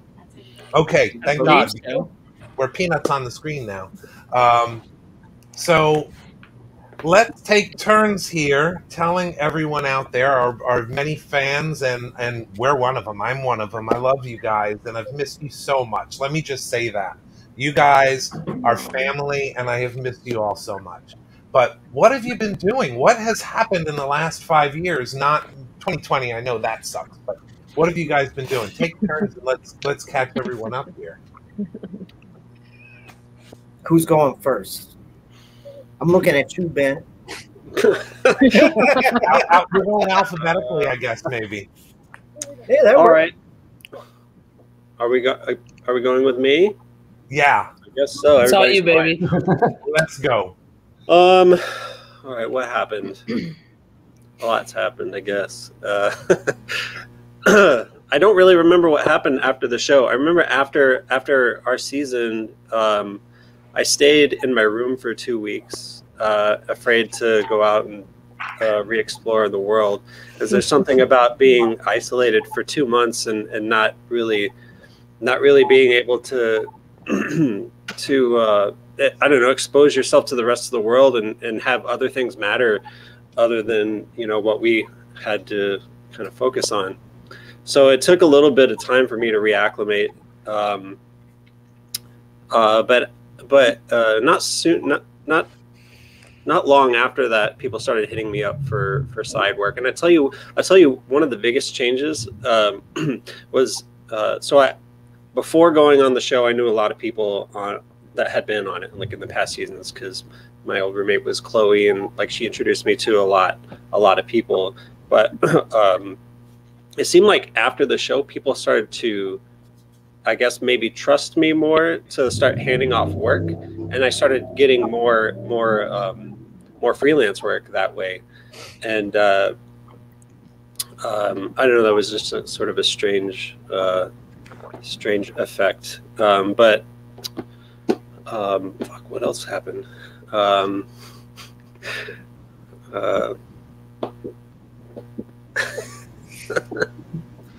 Let's see, what did I do? You want to tell them about the time we met at a bar and you thought something was me and you went to go hug that guy? So I was working on a feature in Syracuse, and we had a weekend, and so me and my friend Gabby decided to head into New York, and and I hit up Ricky, told him that I was going to be in town, and we decided to meet at a bar. And he texted me when he was there, and when I walked out, I just saw somebody outside smoking because he said he was smoking, and I go, "What did I say?" I said, "What do you remember what I said?" I don't. It was something. It was like, hold on, guys, I can remember it. It was like, "Hey, baby, you looking for a date?" And the guy turned around. It was just some stranger, and he turned around. He's like, "Oh, actually, I am," because he was waiting for a blind date. If you could have followed through with that, man, you could have really. I know, right? I know. Ricky was standing behind me the whole time, watching the whole thing, though. Oh, dude, that was great. Yeah, it was really nice. And then that guy had a great story to tell to his date. That is awesome. Oh my God. But I don't know. I guess since then, like, you know, I was working at I worked at Legacy for a minute. I worked at Vincent Van Dyke's, which that was probably when I was over there, that was probably the most fun that I've ever had in a shop. We were working on the I don't even know if I'm supposed to say this, but it's the Kanye West video for Famous, making all of those bodies. Like some of them were made at Vincent's, and then the rest were made at Barney Berman's, and that was just so fun. I got to sculpt next to Brian Wade and Matt Rose, and just learn. And Mitch Devane was there as well, and David Smith. Just a bunch of world-class legends I got to be around. I remember one day Rick Baker was just riding his bike, and he just kind of like stopped by to say hello. And that was only a couple of weeks that I got to work there. And then I worked for Frank Ippolito for a little bit, for a couple of years actually, and then and now I have my own business that I'm trying to make something of with some friends of mine, and just doing other stuff here and there. Story of our life. Yeah, and then trying to survive as well. I can't wipe the smile off my face though, because I'm getting to look at you guys and see your faces. I missed you guys so much. I really missed did. you. You guys are so important to me, and I've missed you terribly. Likewise. But definitely. Who's next? Before I get emotional here? Who's next? Where are we going next? We're doing alphabetical. Is that what we said? I guess it's you, Brandy, right? That's me. Hi guys. Oh my gosh, it's so good to see you all. I don't know. I mean, no shocker here. I haven't touched effects since I left Face Off. A few like bruises here and there, but you know, not much else happening in my world. I am mainly in like editorial and fashion work. I've had spreads in Vogue and Harper's Bazaar and Rolling Stone and Condé Nast, and I do a lot of like commercial things too. So Walmart and Old Navy and Coca-Cola and Puma and all the, you know, big stuff like that. And dropping some names. That's awesome, bro. Yeah. Have to say that you guys are all doing like just really cool things, and I'm like, I just, you know, make pretty eyeliners, you know, have to do something. But yeah, no, yeah, just trying to make it happen, you know. Yeah. Hustling. Killing it. Your hair's happening. I'm just saying, your hair looks awesome. Thank you. I know that's a weird thing to say, but no, I appreciate it. I'm like, please tell me about my hair. Yeah, I don't know. I just moved. This is my new little tiny apartment. And I don't know. That's it. Not really much. I mean, you know, same as you guys, working hard, making it happen. Hell yeah. Yeah. Hell yeah. Who do we got next? I'm like, we haven't done anything. We've sat home and we've watched Netflix, right? And we drank wine. Yeah, not much happened last year. That's what I said. Yeah, last year was a throwaway. I mean, to be fair, a lot happened last year, but nothing. Too much happened last year. Too much. I was actually pretty busy, like the second half of fatalities. It's been a little crazy. but no, it's good. Things are starting to, you know, I'm seeing production pick back up, and you know, trying to do it safely is the hardest thing. But you know, if we can, then it's great that we're starting to get back to work. And yeah, I mean, the last couple of weeks has just been insane. You guys know, trying to schedule this, I think I changed back and forth 4 times. I'm sorry. Yeah. But yeah, no, it's been good, and I'm just so very thankful for that, because it was definitely scary there for a while. Week. Yeah, it really was. Yeah. And it's not the same. Like my big productions. I was on a Quibi show when Quibi was a thing. Down in Austin. Yeah. I was really excited. It was what? Was that the quiz show, Quibi? No, Quibi's a network, or it was like an app kind of thing. And they were all like short form content, and I thought it was going to be like a really great idea. My client had a show, and or she has a big following, so I was like, this is going to be great. This is so fun, and the crew was amazing, and everybody we were working with was amazing, except that the app Quibi launched as COVID hit, and it's made for like while you're on a subway to watch 5 minutes of like a little short show, or you know, while you're waiting in a doctor's office, and everybody was just home. So I think Quibi officially shut down a couple of months ago. But yeah, I lost the show, because then when they did start production up, they didn't want anybody from LA flying down. So it was like we were having this, like the ball was rolling and things were great and production was awesome, and then just like nothing. Everything just kind of stopped, which I'm sure you all experienced in some form of a network. But yeah, so very glad that things seem to be picking back up again, and hope they are for you guys too. I actually worked on a Quibi show as well, right? Before in 2019 at the end of the year, and we just made some prosthetics for this show called Wireless. Oh, cool! Yeah. Cool. I still have the app on my phone. I was like, I should check if I can still like see the old stuff, or if they've just like completely you can at all. I mean, I haven't checked, but it didn't seem like it. It's interesting, that the show that I worked on, because it is designed for your phone, it was one of the most unusual things that I've seen, but also very cool. Like if it was in landscape mode, it was all cinematic stuff, and then as soon as you flipped it over, it was the character's phone, and you can see through his camera. You can see him, and then you can see like him scrolling through stuff. It's like really bizarre, but I thought it was really clever, and it's a shame that it didn't catch on and like maintain, but you know.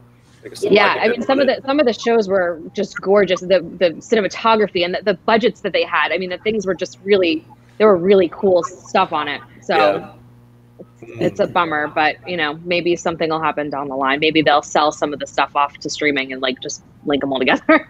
Yeah. Who knows? Who knows? Yeah, I'm sure it's not going to be lost out there. Hopefully. Which is good. Well, we got Jason, I think, is alphabetically next. Jason! Before we go freestyle here, my brother at my wedding. Yeah, that seems like a long time ago now. For like 4 years. Like, holy shit. Far too long ago. Far too long ago. Let's see. I shifted from monsters a little bit. Somehow I wound up working at a paint shop, this little import paint store in West LA, and I, over the past few years, have become the colorist and a color consultant. So I spend all of my time color matching things, doing custom colors, bespoke colors for designers. Just weird requests where I'm matching like a tiny piece of tile for some historic house across the country, or somebody's estate here in LA, like really, really big names that I don't know if I can talk about. I've done custom colors for them, which is a really weird thing to say, but yeah, I basically do that most of the time now. I had stepped away from set work for like maybe a year before I started working at the paint store, and I actually had just started looking at scripts again before COVID hit. I got 2 in my inbox, and I was like, yes, I'm ready to go back. I miss monsters, and no. So I don't know. Luckily, the paint store fell under like hardware, so I didn't. Yep. You were essential. Fully lose. Yeah, I didn't fully lose my job, but everyone was really sick of their houses, so I was really busy. Everyone was painting, and that's a good niche. It was insane, the sheer amount of product we were going through, and our stuff is imported from Australia. So when the port started getting backed up, we were screwed, and we'd have like our stuff on the water for like a month and a half at a time when it should have been in store. That's been a really weird thing to deal with, but yeah, I traded in like effects monsters for Housewives in Beverly Hills, and they are just as crazy.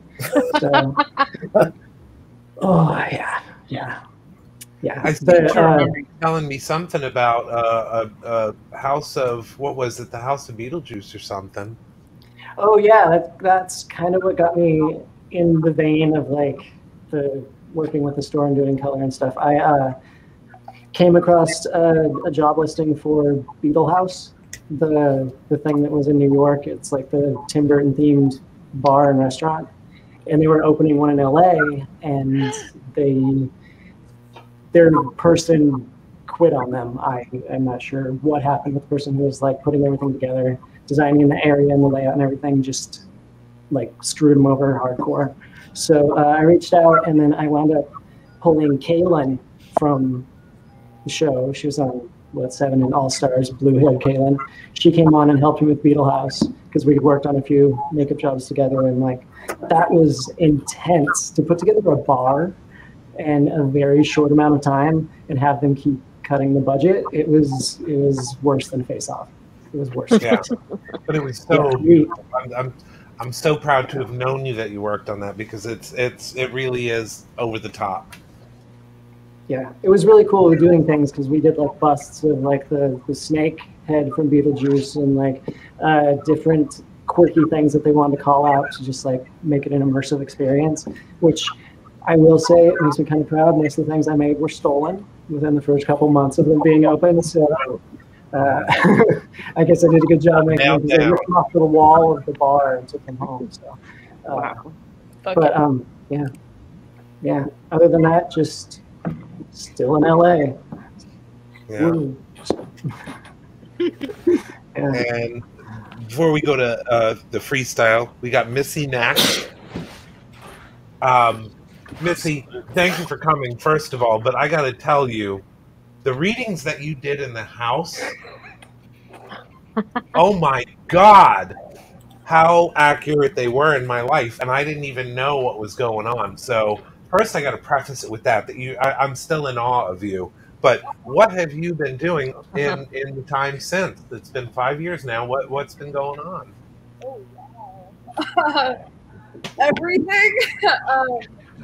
So I own my own business. I'm actually a multiple business owner now. I have a successful like adult luxury wear company. So I make high-end costuming for like musicians and stuff, all in my own style. And then I also have a streetwear brand now. Yeah, so I'm busy. I mean, I make creepy shit for brands, and I'm usually on the road with them at some point. And then beyond that, I do music videos and editorials and all kinds of stuff. Oh, I think I'm losing her audio. I didn't hear the last part. Is it just us? Are you guys hearing Missy okay? Yeah, it's a little hard to hear. I can't. Okay. Yeah. I missed the last part. Was it? You said you started doing music videos, but I think that's where it got real quiet. Yeah. Okay. Yeah, so I do. There we go. That's better. And editorial, and I make like dark art, like luxury, high-end costumes, and all that. I'm in my shop right now because I work like that kind of shit. Cool. Yeah. So. That's rad. Yeah, that's what I do. Sorry, I'm so bad with technology. But yeah, that's what I do. I've been nonstop busy, so I'm thankful for that. Last year was one of my busiest years ever, so that was unexpected and super dope. Yeah, when I work 24/7, I guess that's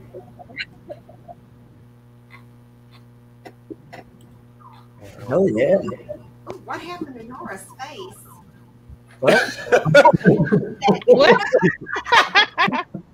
Did we lose Nora? No, she was just like, Oh no! Oh, we lost her. Yeah, I think her connection's not so Oh great. no.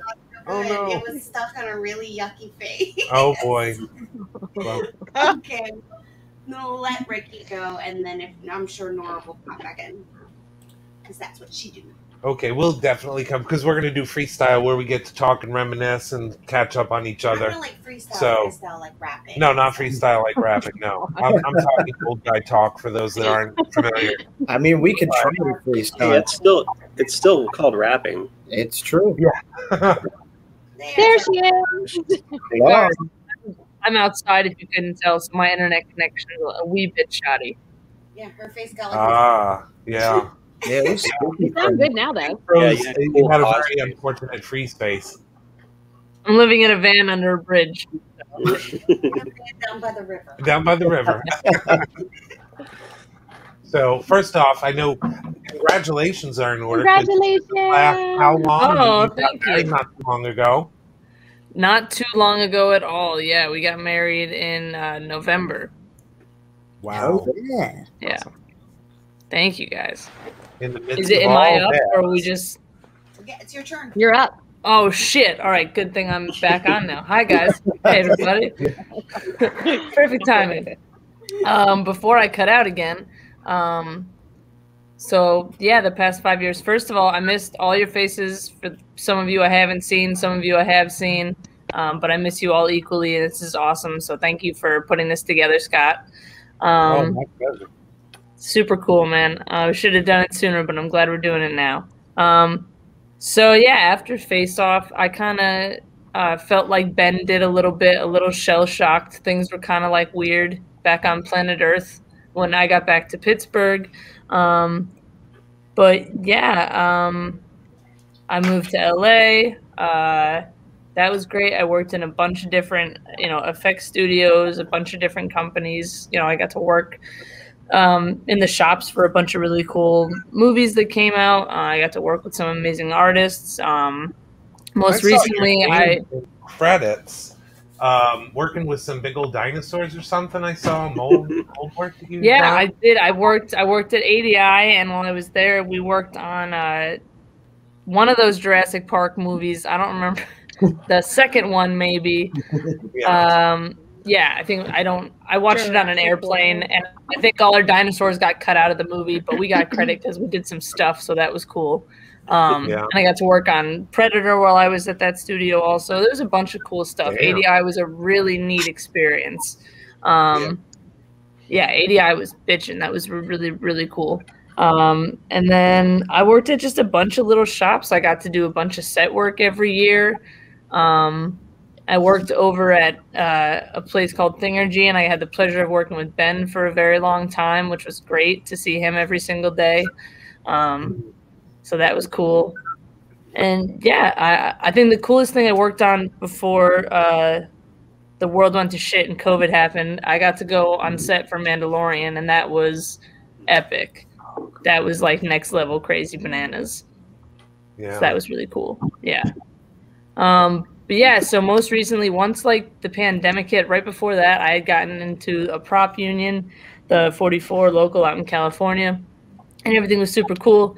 And then COVID happened, and everything was super not cool. And basically, I didn't work at all last year. Everything kind of was just scary in LA for a long time, and like super, unsure about stuff. So we actually ended up deciding to pack up, and we left LA, and now we're just kind of trying to figure out what the next step is.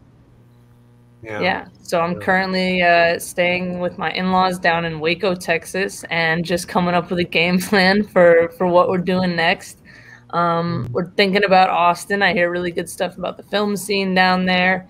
I called the local IATSE down there and figured out what the credentials are for getting into the unions down there. So, yeah, I'm just gonna find a new territory to work in and hopefully get a lot more on set work and afford a place with a spare bedroom because it's not LA. So that'll be great. And then we can come visit. Yay! Everyone come visit. Yeah, Yes, we please. can do this in person. Yes, we definitely need to do that. Yeah. And I think we also have Ricky who's Hello. joining us. What have you been up to, man? I've seen a lot and I've followed you on what's going on. Do you want to tell anyone about all that? Yes, yeah. I was like, wait, which thing? There's two of them. So there was that time in the face-off house when I got really drunk, but we won't talk about that. Let's talk about I didn't think you were gonna talk about it, Scott. I was like, dude, my man's gonna hold out on me. I know he's not gonna tell that story. I'm not gonna say anything, but if you want to talk about it, I will chime in. So I've just been doing pretty much what everybody else has been doing. The whole mess after Face Off. I was shell shocked for a little while. I actually went and stayed with Jason directly after. I got a phone. Yes, we had lots of tacos and margaritas. Oh yeah, it was great. So I got a phone after I got eliminated. I think it was my phone. I hope it was my phone. And so I called him, and Jason goes, "You shouldn't be talking to me." He's like, "Why are you talking to me?" I'm like, "Well," he goes, "You shouldn't be talking to me." So I was. Ended up staying with him for a little bit, a couple of days, and then I stayed with Brittany. Everything's kind of just it's ebbed and flowed. I worked on a bunch of indies. I went and stayed on a theater property for a long time. Brittany actually knows Gateway Playhouse. I basically grew up there, and then Ricky just, when we met on the show, we were like, "Oh my gosh!" Yeah. It's a theater in the middle of Long Island. So I stayed there for a while, and I got a shop space, and I worked on a bunch of indie stuff. Libby's actually been over at that shop as well. So I poofed from there. I'm still in Long Island. I'm working with Tom Spina Designs currently, which has been a godsend in the last year because, I lost all the films I was going to be able to work on because, same story.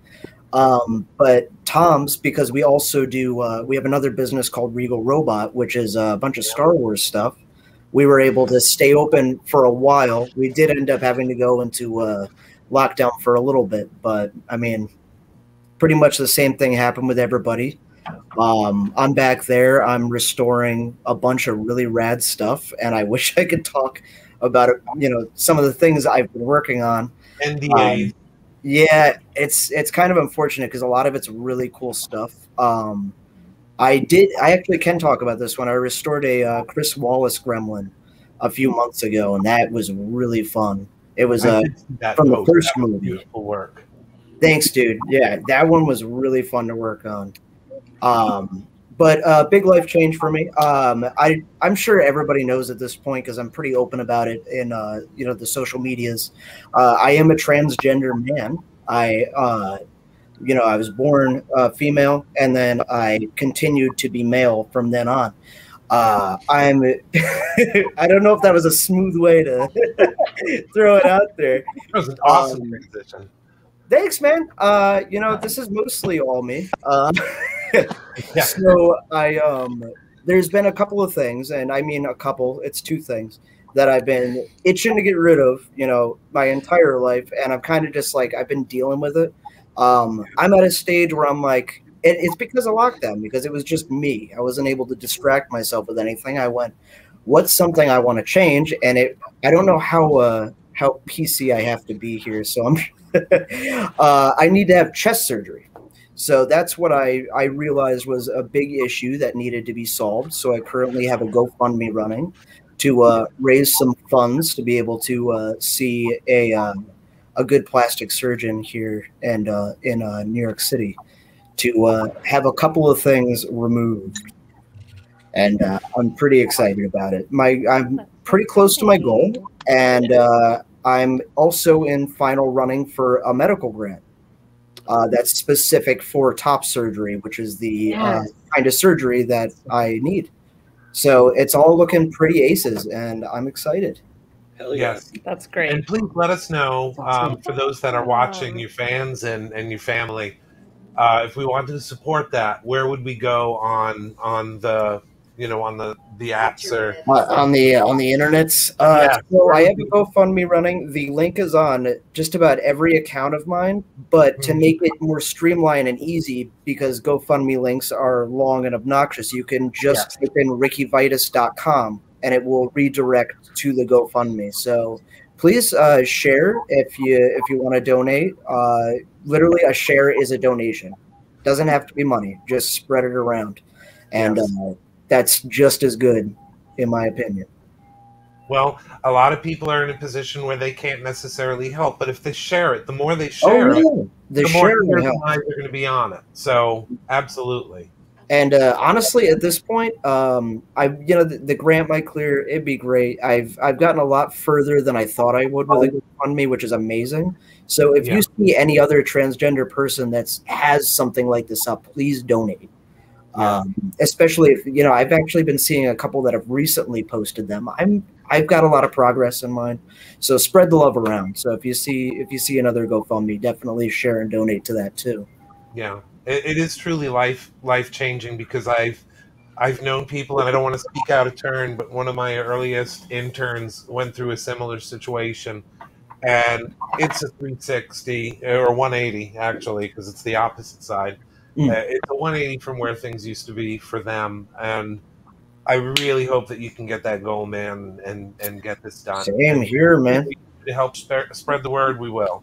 I'm calling 2021 the year of the hunk, because it's pecs to the wind. Like, this shirt's coming off when you're at the beach all the time.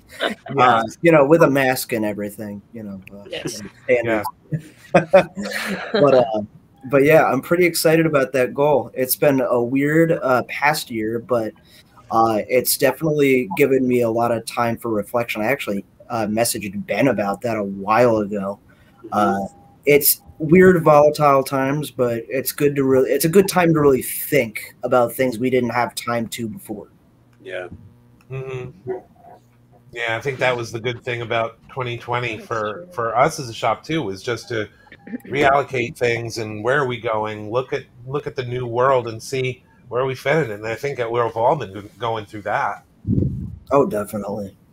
I think we've probably all at least had one day or night in this entire thing where we've really been able to take a look at what we've done, where we want to be, whether it's continuing in any sort of vein with special effects or just doing something that we love.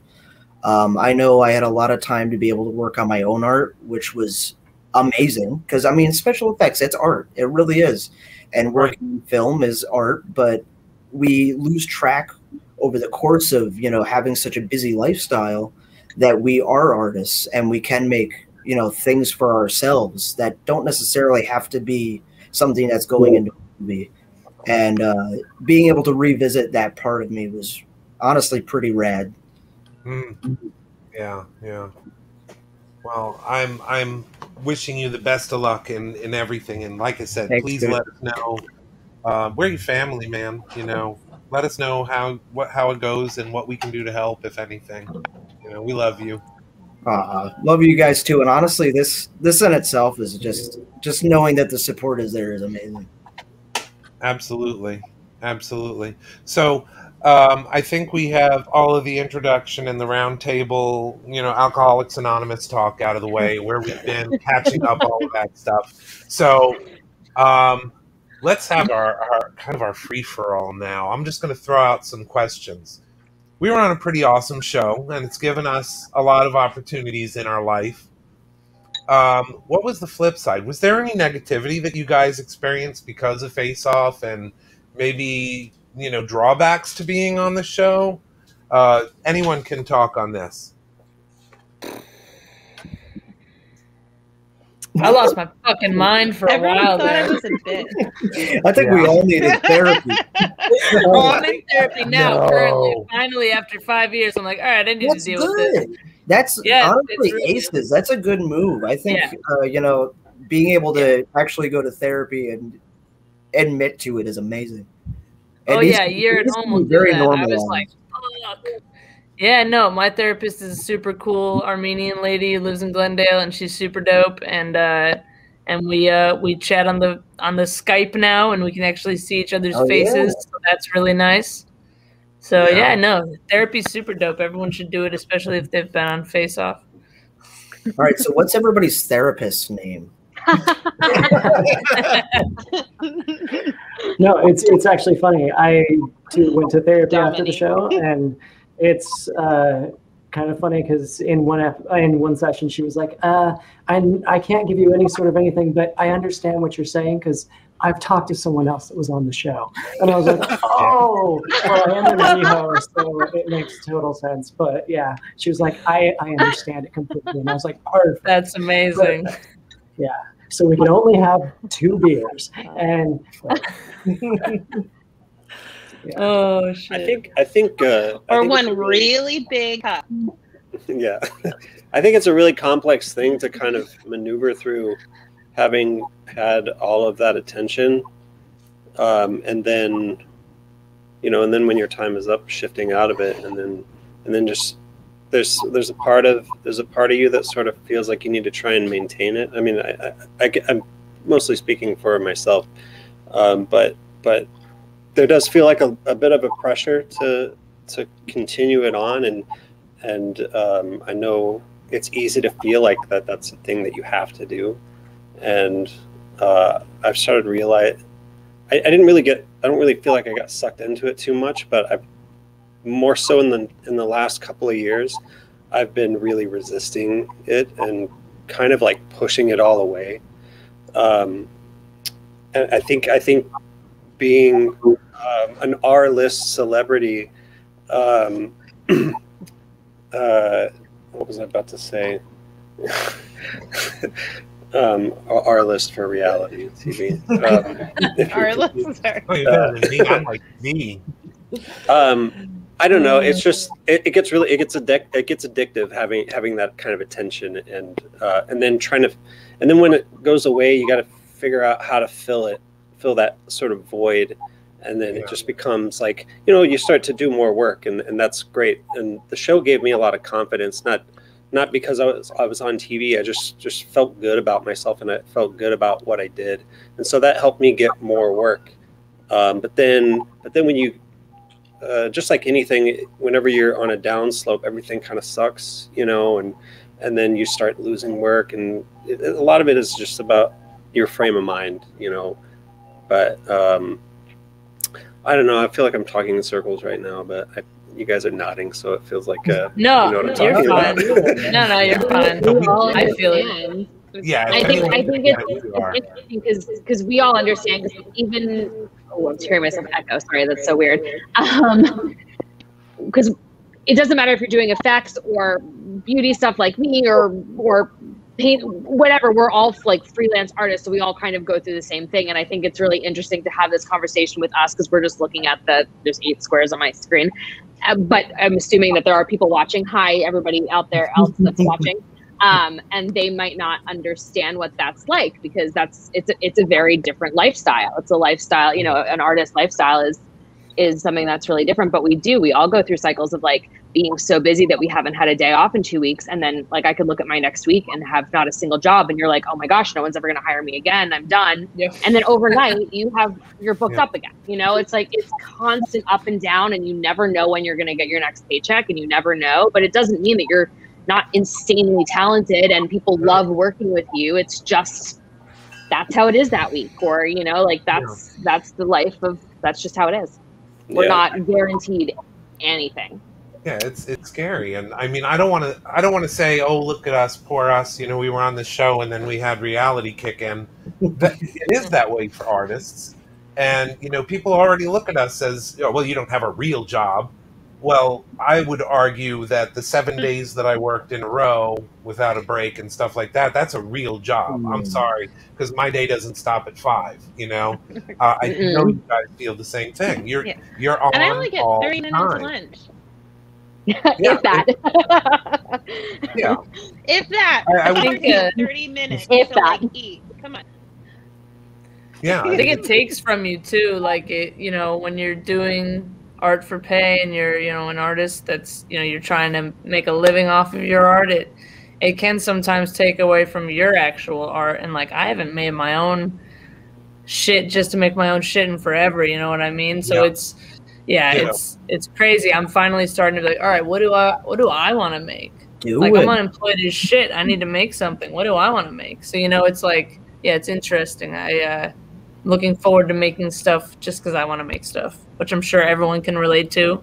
Because it sucks your creativity away a little bit when you have to turn it on and make stuff for other people's productions. Yeah, it's definitely hard getting back into the flow of that. And if I could say anything, it's make your own shit while you can. While we have downtime right now, make something good out of it. Yeah. I'm jamming out a bunch of these werewolves I have behind me. They're beautiful. Thank you. Yeah, they're for my surgery. So once I'm actually done with them, will all be up and out there. But you know, prior to working at Tom's, I would not have had the time to even think about doing anything like that. And I think taking a break from working on set has segued my brain into going, oh, you know, I can take care of myself and, you know, do things for me. So I don't know if anybody else is in the position where they have that kind of time, but if you do, just freaking do it.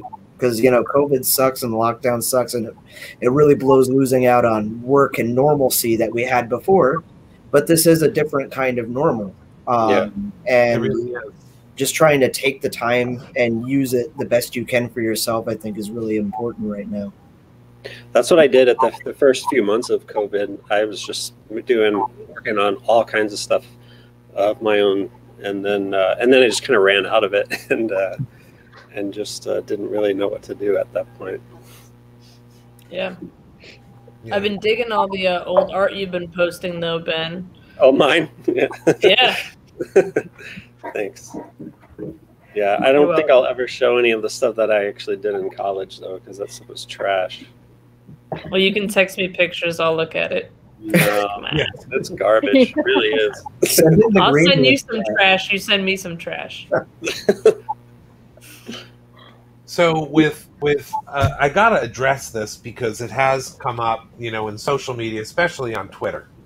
GameStop. The whole thing about Face Off going off, and then the potential of it coming back, and this hashtag, which I think we're going to put up here. It was like bring back Face Off, and all of this. What are your thoughts about that? Does it need to come back, or did it run its course? What do you guys think? I mean, I'm putting you on the spot, but what are your opinions? I don't care. If it comes back, it comes back. A lot of people enjoyed it, and you know, I enjoyed my time on it. And it was a great springboard for a lot of artists. But I'm also happy with it dying. You know, it lived a good life. You know, it doesn't. I'm sure there's no complaints. I mean, there's a lot of complaints, but a lot of complaints. Yeah. But you know, 13 solid seasons. You know, it's a good run. Yeah, that's a good run, and it's turned out a lot of good artists, and it's inspired a lot of people, I'm sure. That's why I was really nervous, and right now I'm kind of distracted by Missy's dog. He was demanding attention. He's so cute. God, he has a skull like a football. Yeah, big old 100-pound pit bull. So. I don't even know where I was going now, but that is beautiful. I'm really distracted by that. Sorry. Yes. The baby. After working at Alcone and watching like so many kids come in who loved watching the shows and seeing like middle schoolers come and shop there and be like, I love Face Off and I really want to learn, and inspired me to like get into makeup. I think that aspect is really cool because someone said it earlier where it's just like, you don't have a real job. I feel like not a lot of people knew about the industry before, you know, or just like For the sure. idea of like, you know, even like body painting or special effects or really what went into it. So I think it could be cool if it came back. I don't think I'd go on it again. I'd like to but see I'd it watch change, though. I think it should definitely have an overhaul, and yeah, like it shouldn't be what it was. It needs to evolve. Yeah. Well, the thing that I'd heard over and over again, and I'm sure you guys can second me on this, was what happened behind the scenes. You know, people wanted to see more about the mold making, the actual art in the process, rather than. And ours was very low on drama. I get that, but there could have been so much more of the process, the creative process, and stuff like that. That's what the fans are saying, not me. They're saying they want to see more of the mold making, more of the actual prosthetics casting, and that sort of thing. Not always practical, but would that even be possible? I mean, on streaming, they could do anything, right? If they gave the Missy got a good mold if they gave them time, making on our season. The hardest thing is that it was just so how to fast. open molds 101. Mold mistress Missy. Yeah, luckily I don't have to do too much of that anymore. I mean, with fashion and stuff. But yeah, I mean, I still bust my ass every day. I'm on, 2 weeks straight of 18-hour days, like, nonstop. So, like, that's why I'm sitting here. I know I look like I'm high out of my mind. I'm just fucking tired. Kind of high, but not that high. I mean, let's get real though. If they wanted to see more behind the scenes stuff, they would just see us playing Jenga, us building like Hogwarts, that like million-piece puzzle that we built. Yeah. Dave yelling at us, making anything we could possibly find in the kitchen. making prison wine. Prison wine was fun. All of our home movies. Yeah. Oh yeah, all the home The movies. Shining. Yeah, we did a bunch of Fanta commercials too. Yeah, those were Shasta rad. commercials. Yeah. Shasta. Oh no, Oh, yeah. crazy. I just remember laying in a bathtub and pouring it over myself. Yeah. We did like a film noir thing. Like I don't Yeah, even it was remember great. what we did. But I want to say too about, you know, this is something back when the last session with everybody before, about how we were all saying, Olivia said that it wasn't like a competition. It was that everybody was so, like, we were a group, you know, like even stepping into it. Yeah, you knew that, but like I couldn't figure out how to turn on an air compressor, and Ben was like, oh, here you go. And then like I couldn't figure out how to do this, and somebody else would come in, you know, like it was constant help. And it was, I mean, the night before we had to do, there was like a beauty challenge, and some of the guys were like, we don't even know what eyeliner is. We all sat down in the bedroom, and the girls pulled out. Oh shit! Oh, God. And Oh, it goes, no. you know, like you know. Yeah, I think we were all just trying to make it through.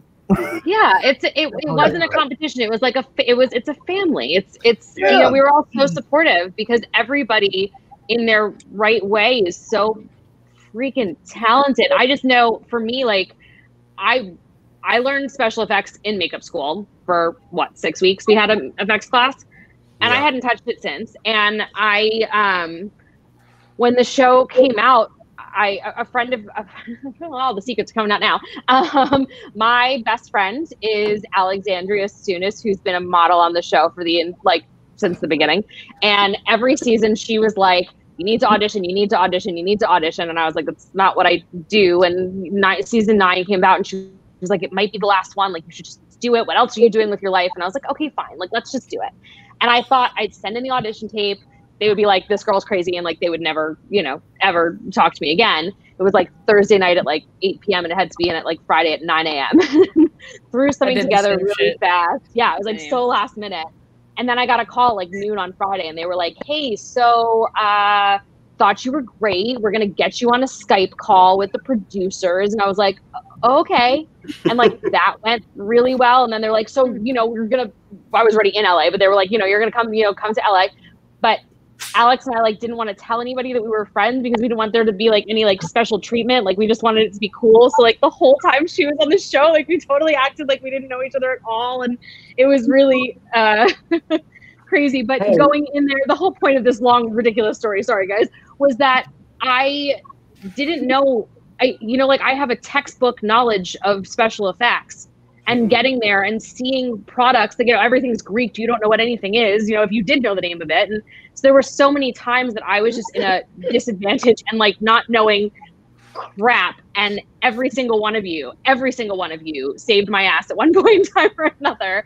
And it's, like you do that because you're awesome people and awesome artists. And I was just so completely in awe of everything that you guys did. And for me, the takeaway was, that how the hell am I here surrounded by all these incredible like artists and people. And, I think that each of us, has something special, about ourselves to do with that. And that's why it's so much more than a competition. And it's not about the drama and it's not about who beat who. And like, it's not like those other reality shows, in my opinion. No. But I was, I wasn't fourth.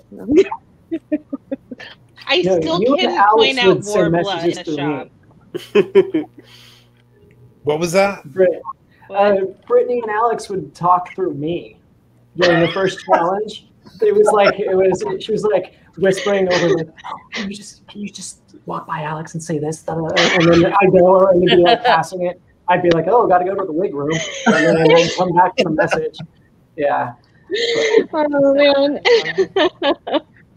For me, the hardest part afterwards was trying to do art without everyone around.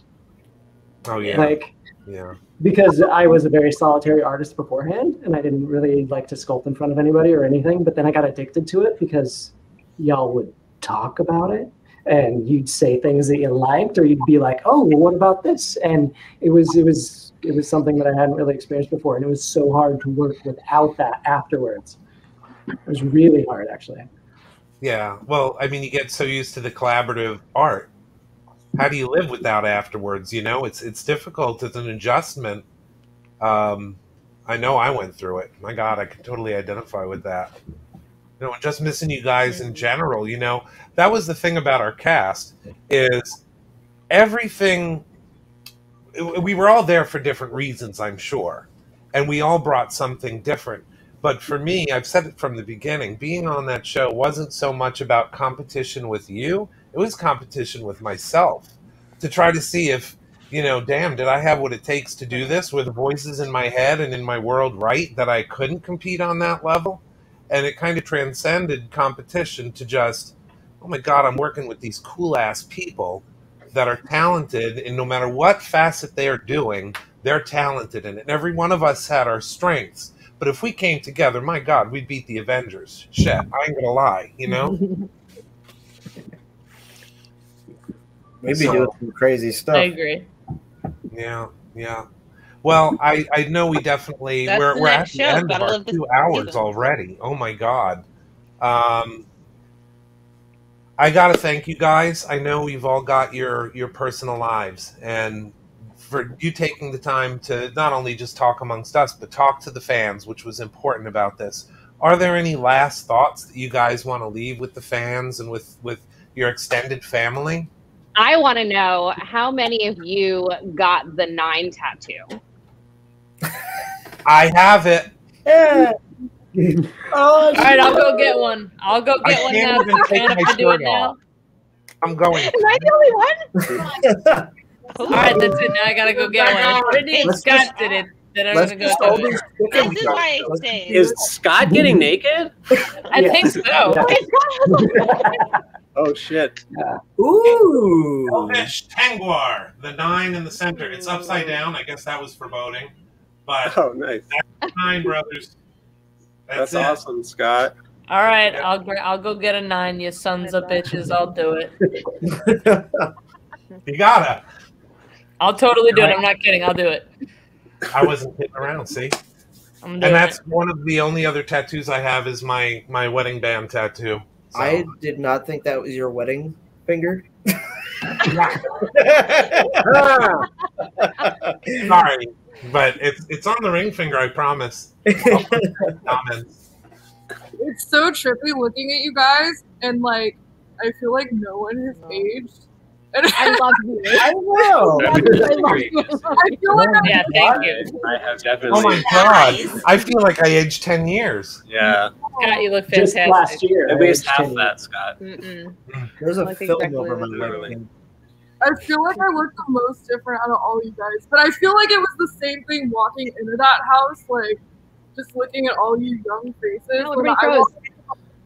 I walked in like missing a tooth and had like orange hair. Oh, right. Wait, well now you have more tattoos. You have a few new additions. And I have less hair. I have a lot more. I like it, Ben. Thank you. You finally did it. I like it. Yeah. I have to keep it warm now. I'm always cold now because of it. At Mine's least you've got finally a head growing that out a looks bunch. bald. I always get made fun of because I got a big old dinosaur head. The problem is I have to have a beard along with it. Otherwise, if I shaved the beard, I'd look like a gray alien.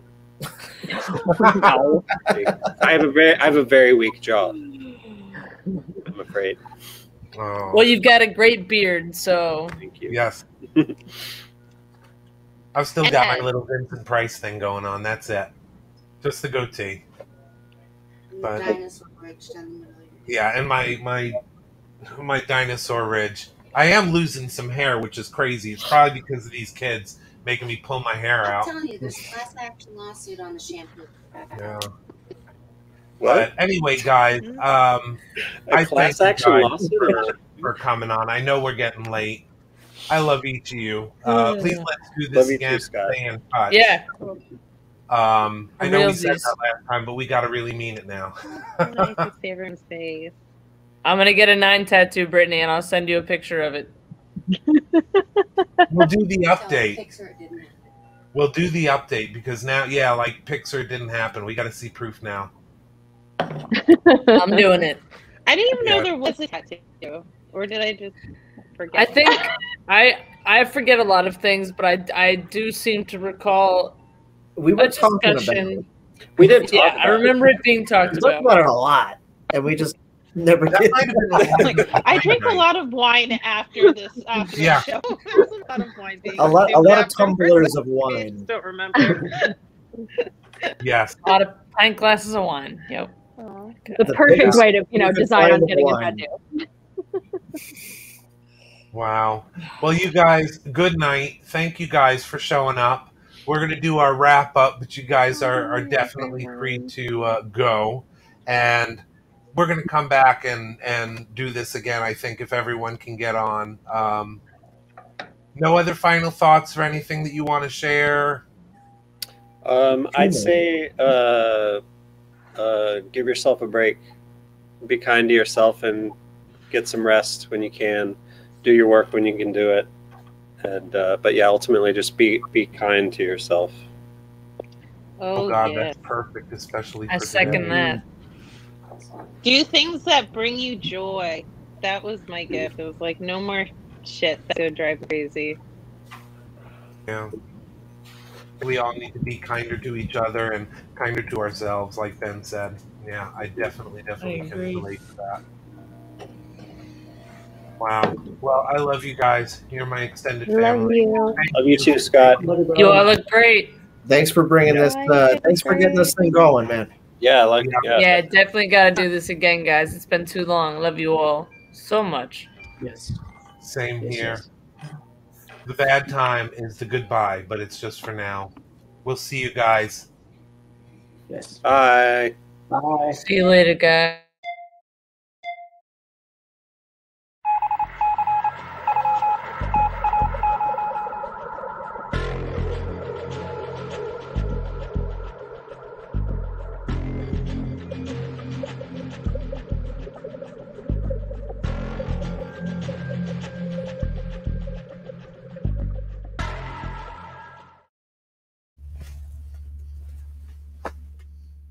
Boris, for your contractually obligated. Oh, second- put I'm Boris sorry. at the end when all the face love book people are leaving. Bye, everybody.